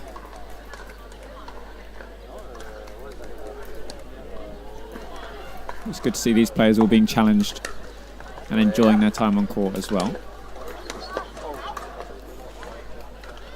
Piolina just a little bit slow up to the non-volley line. It's meant that ball dropped a little bit more than she might have wanted.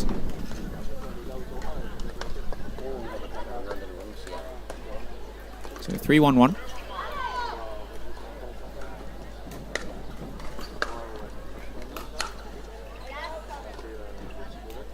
And the ball lands in, confirmed by Molly.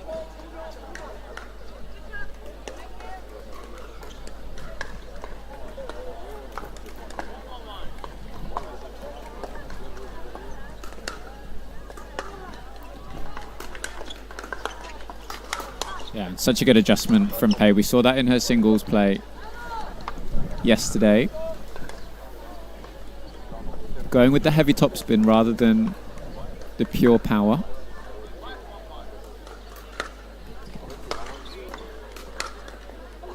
Especially with this wind swirling, so difficult for players to judge the flight path of the ball without any spin, let alone heavy topspin.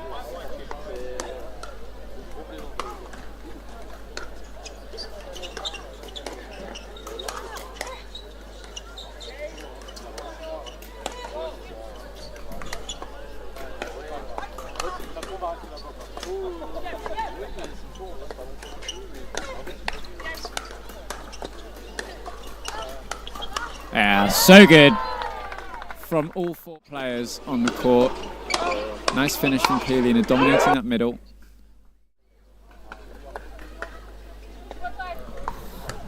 Prompting a well played out of Pei-Chuan Cao. Sunglasses are off. Light is fading. As we saw yesterday, it did get a little bit difficult to see the ball towards the end.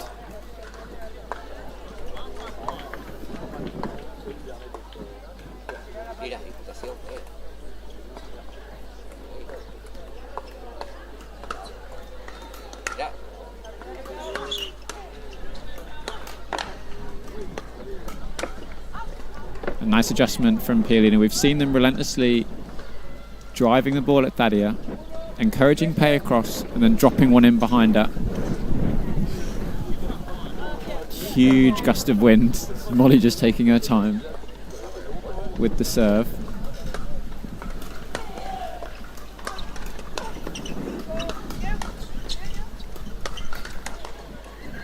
Yeah. I'd like to see Thadia try that a little bit more. Rather than pushing the ball back deeper, dropping that volley a little bit shorter. A little bit less pace. Just means Pielina and Molly on the follow-up have to do a lot more work if they want to drive that ball again.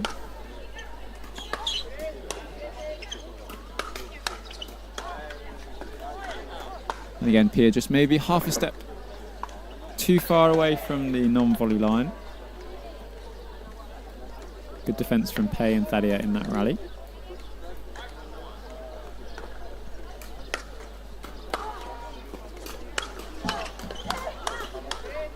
And again, backhand counter, paying dividends for Pielina.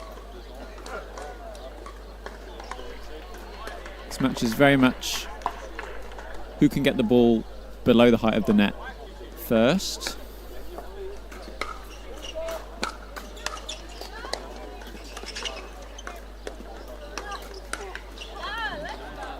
And again, nice job from Pia.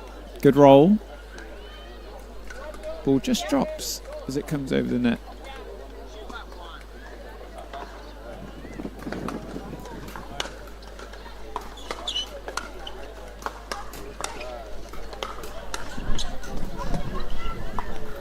Oh! I think an attempt at a lob from Molly. You can see just how much the wind changes the dynamics on court. 3-5-1. And the net court again takes the ball into Thadia's body. Timeout called from Pei. So just within one, 4-5-1.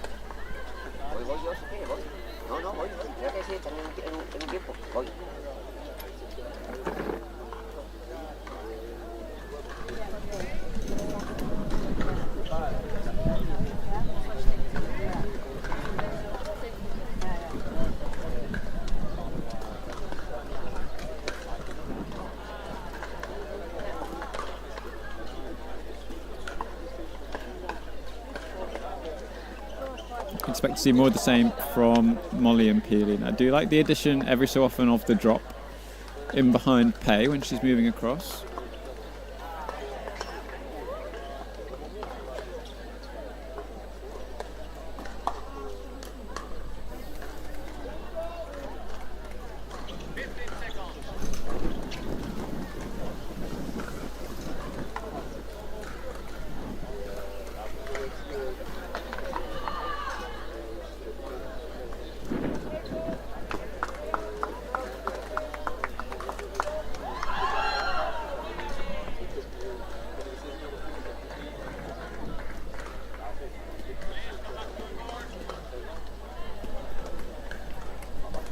So resuming at 4-5.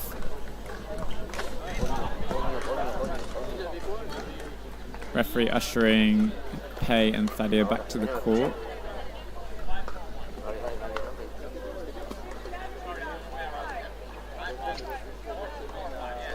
What would normally happen, referee calls 15 seconds And after 15 seconds, he will call the score. Let them off a little bit there.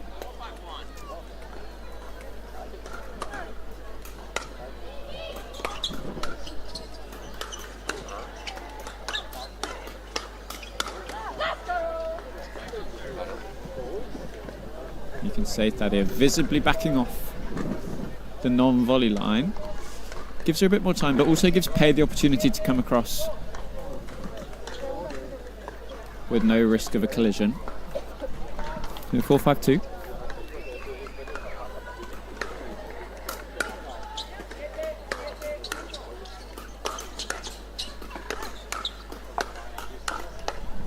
Here we go.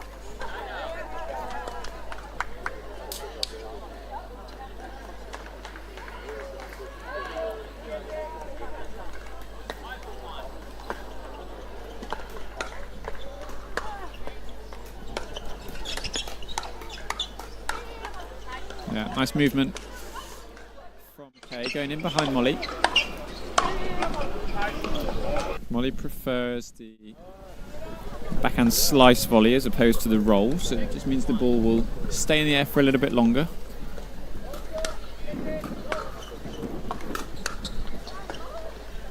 Drive. Bit non-committal by Pei, just sails long. 6-4-2.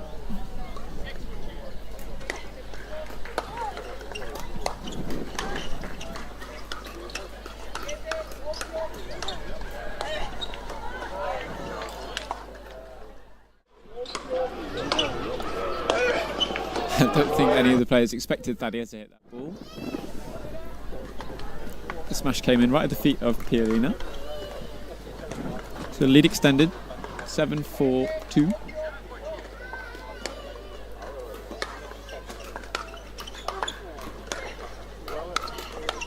Such good reach from Molly. Angling the smash down out to her right as well.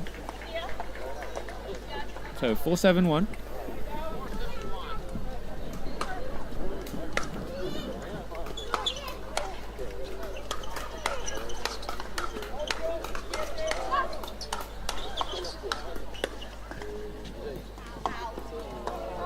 Sí, sí, sí. ¿Qué? Dentro, ¿no? Ball's called out. Looks pretty close to me, but no question from Pialina and Molly. So we'll continue at 4-7-2.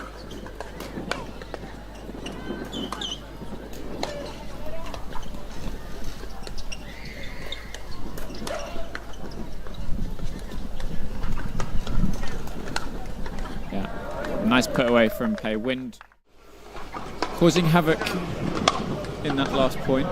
Really swirling around. Timeout called from Molly and Pialina at 7-4-1.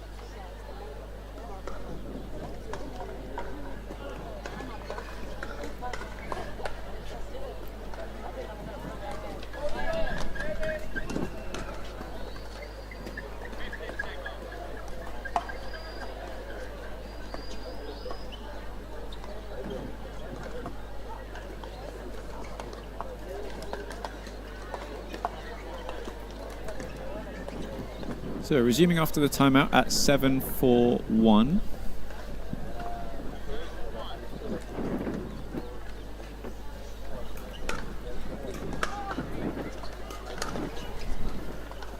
Pei definitely been going bigger on her serves in this second game. Lands that third drive just wide though.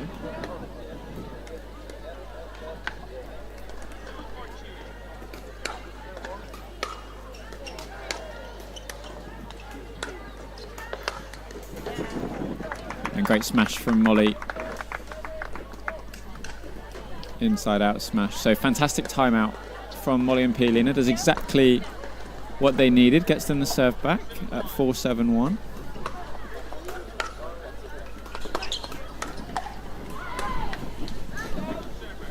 Just catching the top of the net on that second drive. Would like to see again, same change up as we've had before. A little bit more topspin, a little bit less pace.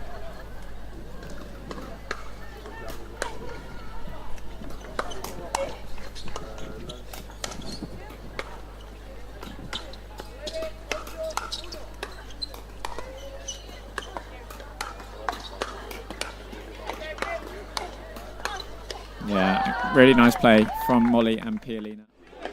They're gesturing, the ball's going long.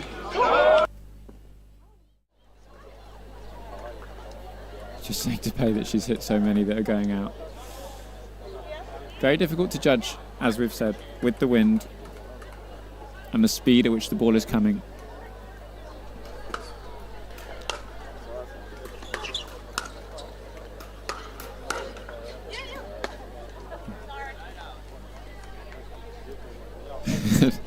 Bit of a discussion midpoint between Molly and Pielina as to whose ball that was.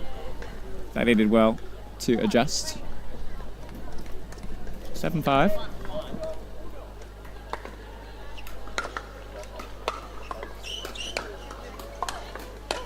Yeah, I like that change up on the return from Molly. Majority of returns have been going in the direction of Thadia. So returning straight down the line, pushing Pei backwards.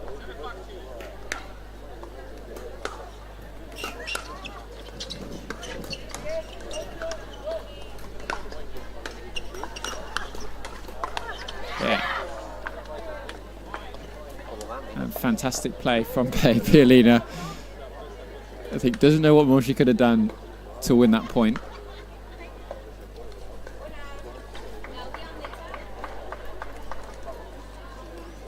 Takes Thadia and Pei up to 8.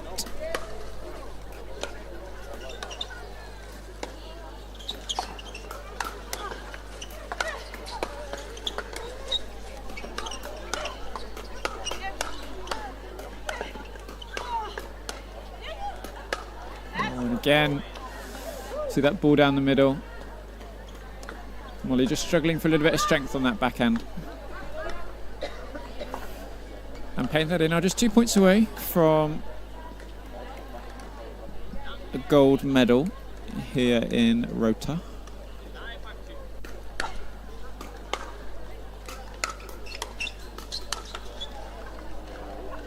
And Pei, similar to Pielina, I don't think she can quite believe that she missed that ball. Always smiling. So 5-9, first server here for Molly.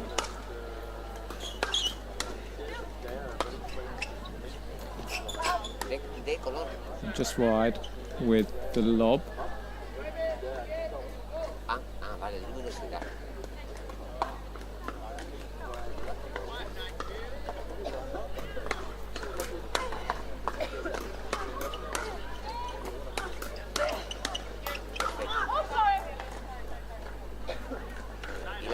De la pista, la pequeñita.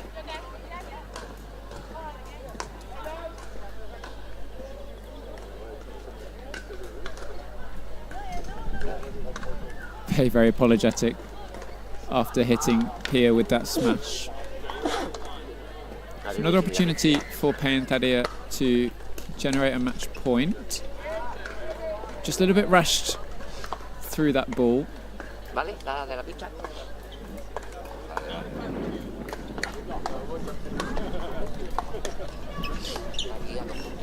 And nice change from Molly.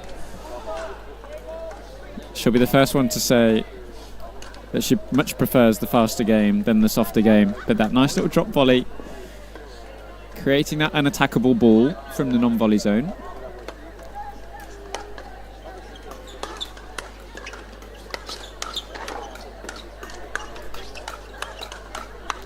Oh, a great counter from Pialina with the two-handed backhand. Well played, shouts Petra and Cal. It really has been a battle of the hands in this women's doubles final.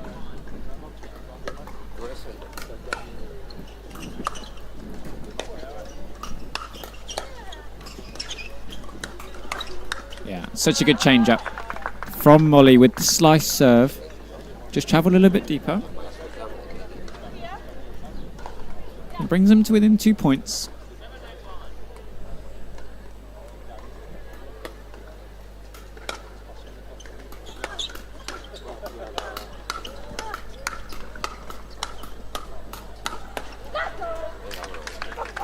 And again, could just do with one ball a little bit more top spinny.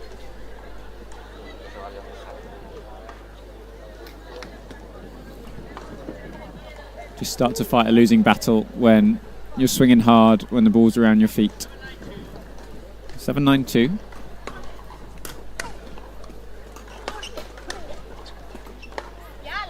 Pialina went for that.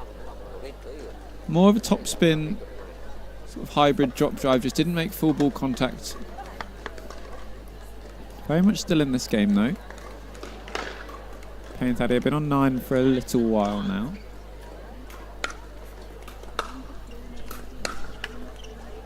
And again, Pay finding what seems to be her favourite spot in this match, right at the top of the net.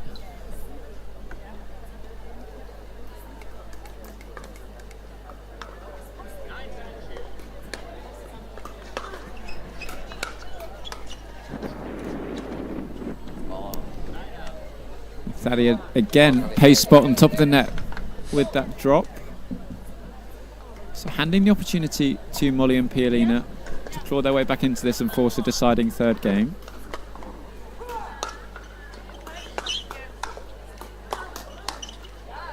And again, the drive combo from Pialina forces an error. So just 1 point in it now. Again, expect to see that slice serve from Molly. There it is.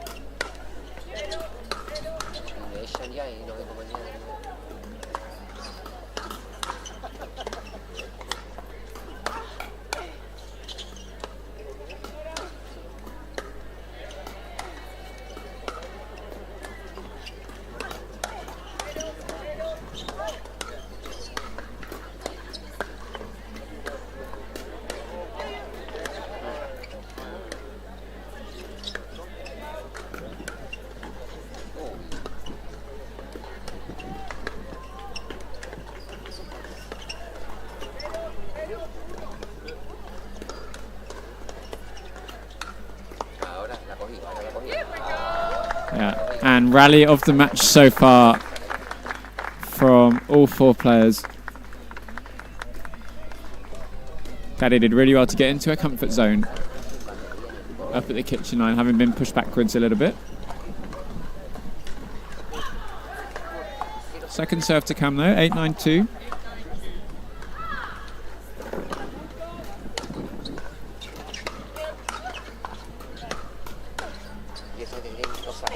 Yeah.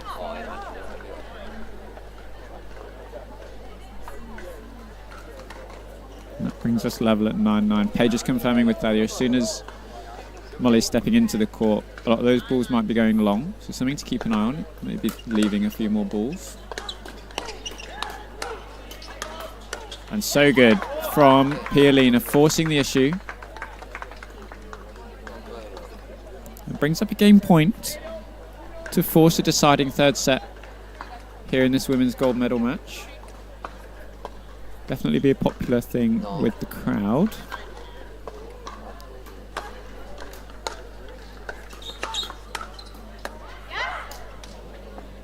Pialina going for that drop after the drive. Just again, slightly missed the middle of the paddle.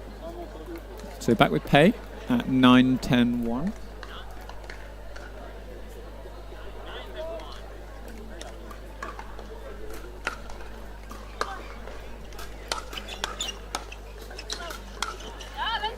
Good job by Pierre, getting right over the top of that ball.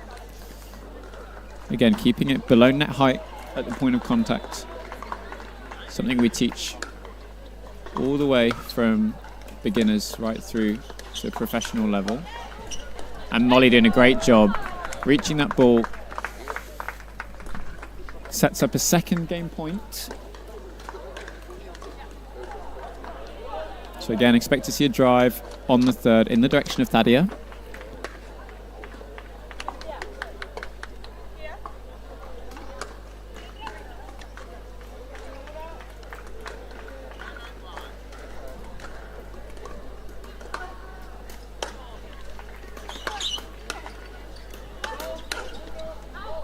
And wide goes the block. Game 2 goes to Molly and Pialina, forcing a deciding third game.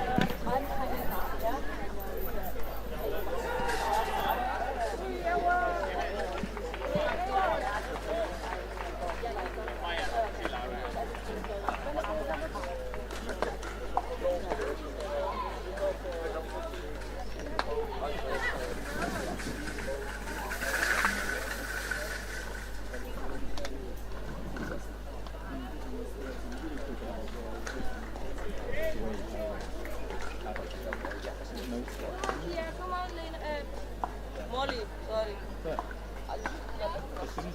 Come on. All it's only coming back up. No, Mike. Thank you.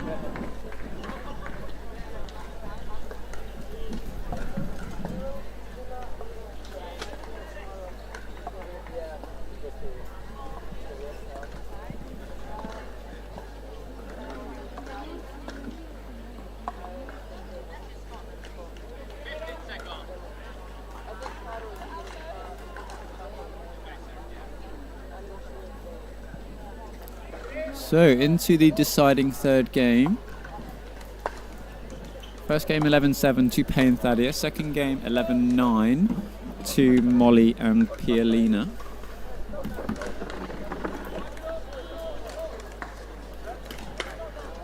Let's get that scoreboard reset. One set each.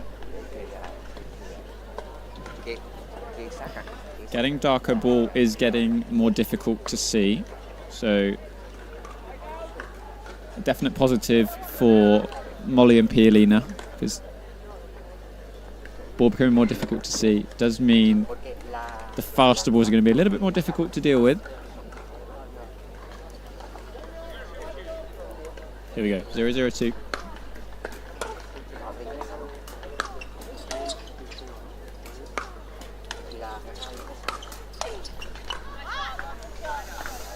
First drive from Pialina, really good. Thadia did such a good job of redirecting it nice and deep, forcing her backwards.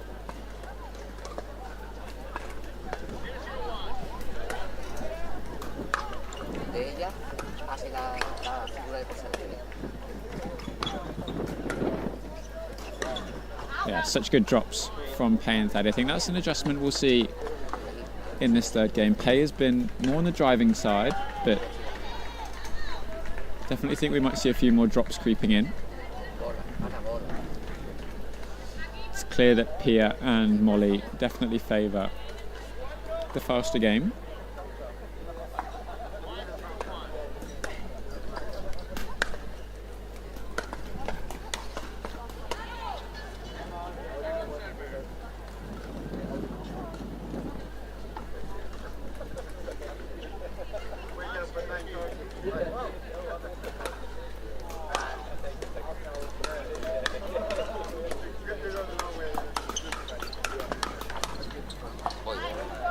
And there's your first example. Pia just saying she can't see the ball off the paddle. I suspect we're going to have quite a few points where players lose the ball in the air. It's one of the challenges with starting events later in the day, if we do go on later in the day.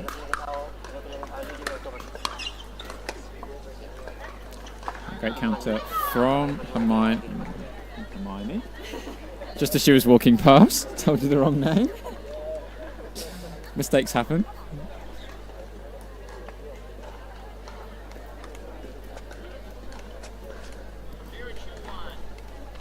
0-2-1.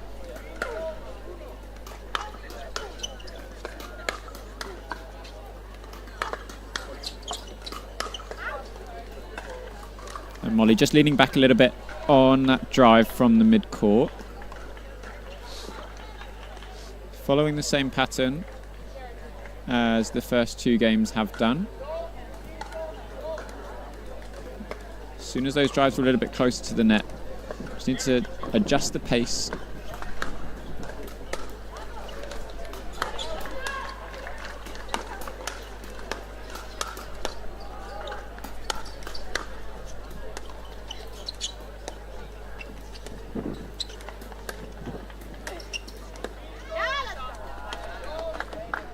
Molly with a little pirouette post dink.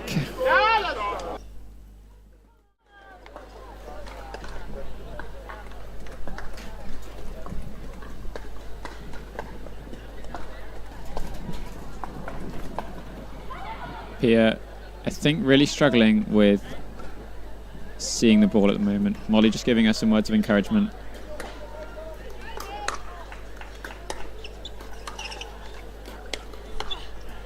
And great block from Pia. Again, we see the drop from Pei. Something we expected at the start of this third game.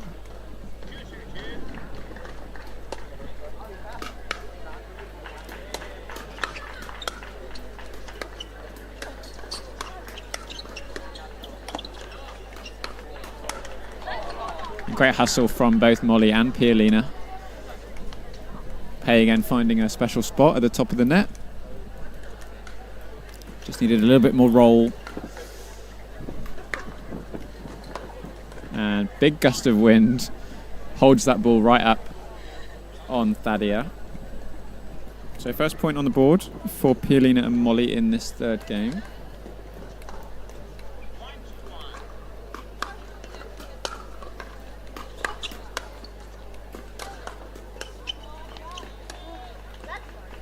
And again, we see the drop behind Pei. Worked nicely for Pia-Lena, just couldn't quite get the next drop up and over.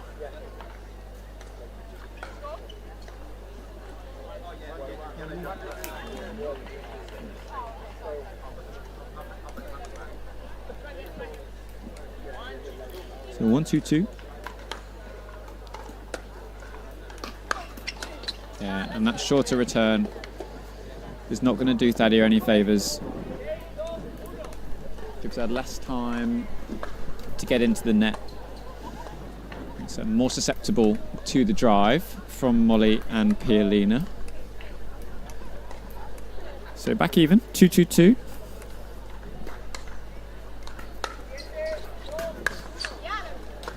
Molly finds Pei's spot on the net this time, right at the top of that net cord. Been so consistent with those drives today. Thadia just struggling to dial in the drop. It's worked better for her on the cross court as opposed to down the line.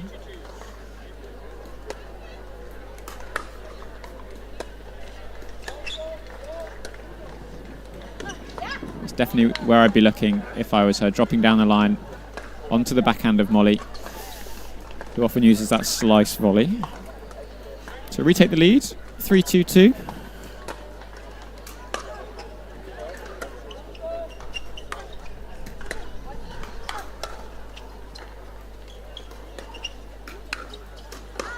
Yeah. And again, Pia, I think, losing that ball in the air. It's becoming so difficult.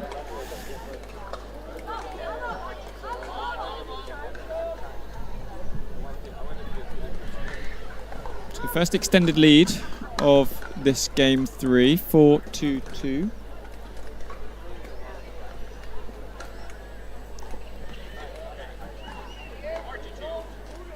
See if Molly and Pia can get a side out here.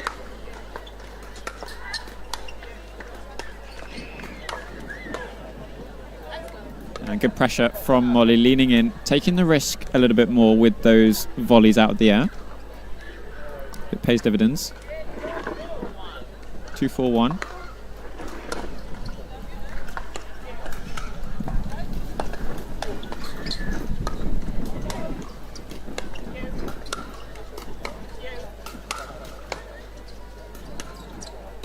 Such good hustle from Molly Nags. Pei just goes long with the volley.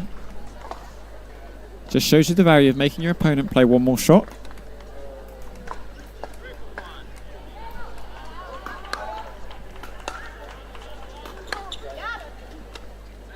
Slightly tired forehand drive from Pialina there.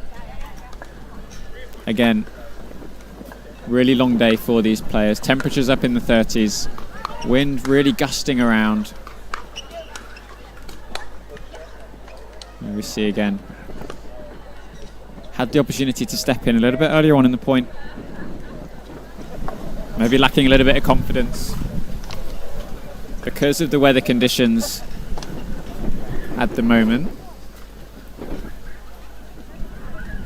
It's a bit windy.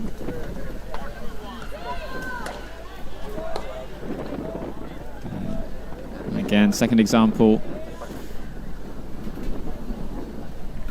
I think of Molly losing the ball.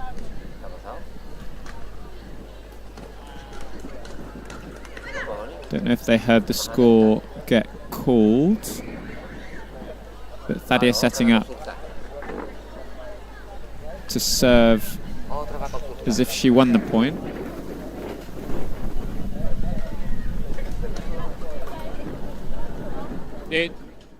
You correct it after, but you don't replay the point.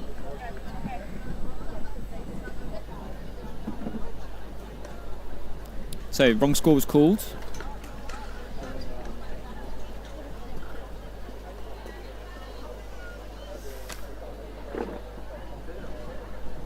The referee just confirming with more experienced official what the ruling is. I would expect the point to go to Thadia and Pei, which it looks like it has. Slight change in the rules from last year to this year. With the wrong score, you continue playing the point and then correct after the point, as opposed to stopping and correcting during. Would normally be a referee error. So 5-3-1. Swirling wind. Switching sides at 6, as it is the third and final set. Conditions really, really difficult for all 4 players now. So definitely an advantage at the moment to have the serve. Ability to score points, but also in control of that first shot in the rally.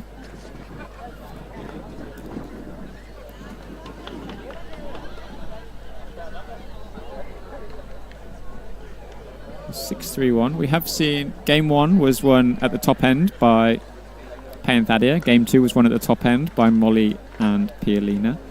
The first half of game 3 was won at the top end by Pei and Thadia. So it definitely feels like the favourable side, certainly in this match for these players. So definitely an advantage in terms of momentum, but not to be taken lightly.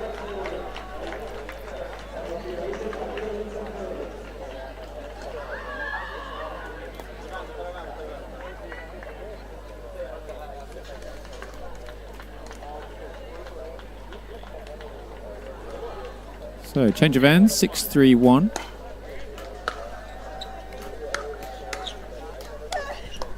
And visibly you can see the players lacking a bit more confidence in making contact with the ball.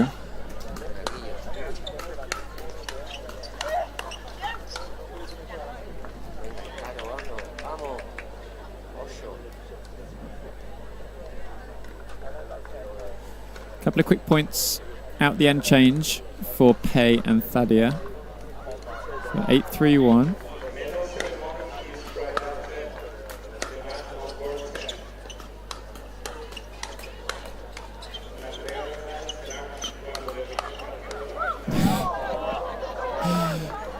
A few out balls hit in that last rally. I think across the board, players preferring to be sure and hit the ball rather than risk anything with the wind. As soon as they get their eye in and they can see the ball, taking advantage of that. And again, you see Pia just losing sight of the ball.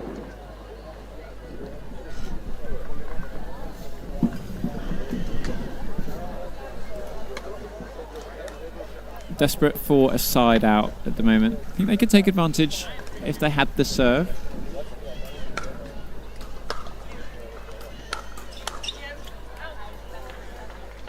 Volley goes wide from Pia. Sets up championship point here for Pei and Thadia. 10-3-2. Maybe would have used a timeout. And return goes long. And victory for Pei and Thadia. Fantastic gold medal match in the women's doubles. Shame about the conditions towards the end of the game in terms of losing sight of the ball. But nonetheless, fantastic match between all four of these players.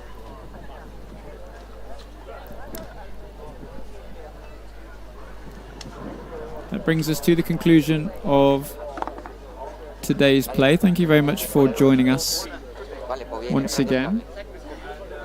We'll get a quick interview in with the gold medalists, and then we will be back tomorrow for our mixed doubles 5.0 open. I really tried.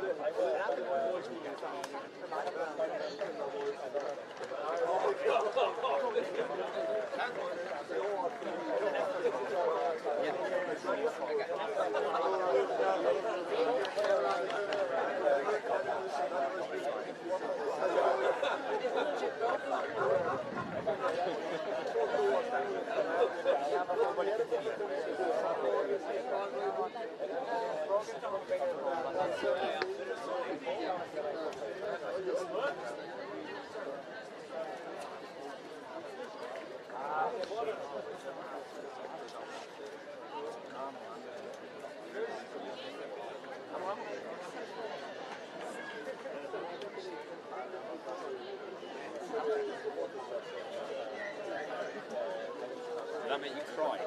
Single thing like that. Yeah. He was faithful. I almost mad at my own player. Well, we said it was that's why you don't have any. Solo en los ganadores.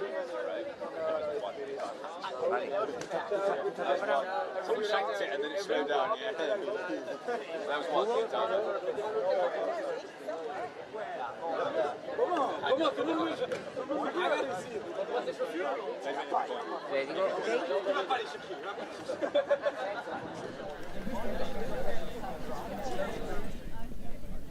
So, Thadia Pay, congratulations. Tough fought gold medal match there. Light was dimming, wind swirling. Pay, are you pleased to have gotten through that and got out with the gold medal? Oh, what? You happy? Yes, I'm happy. And thank you, Sadia. And Thadia, really tough conditions out here. We saw later on in that third game a few sort of missed hits, missed balls. Just explain how tough it is for the people watching at home. Yeah, it's really tough. The wind is swirling. It isn't really going one end to the other, so you've constantly got to be ready because the ball is always moving in the air. And then obviously the light we're losing light as well. So the combination of losing light and the wind, it's really, really tough. But congratulations to Pia-Lena and Molly. They played an amazing match. They came out swinging and they were making so many balls and putting us under so much pressure. So congratulations to them on a great day as well. Perfect. Thank you very much. Congratulations both. And we look forward to seeing you tomorrow for mixed doubles, hopefully both in the final. Go on. And I have to say thank you, Pei, of course. Perfect. We will see you tomorrow for the mixed doubles. I forgot, I need to say that.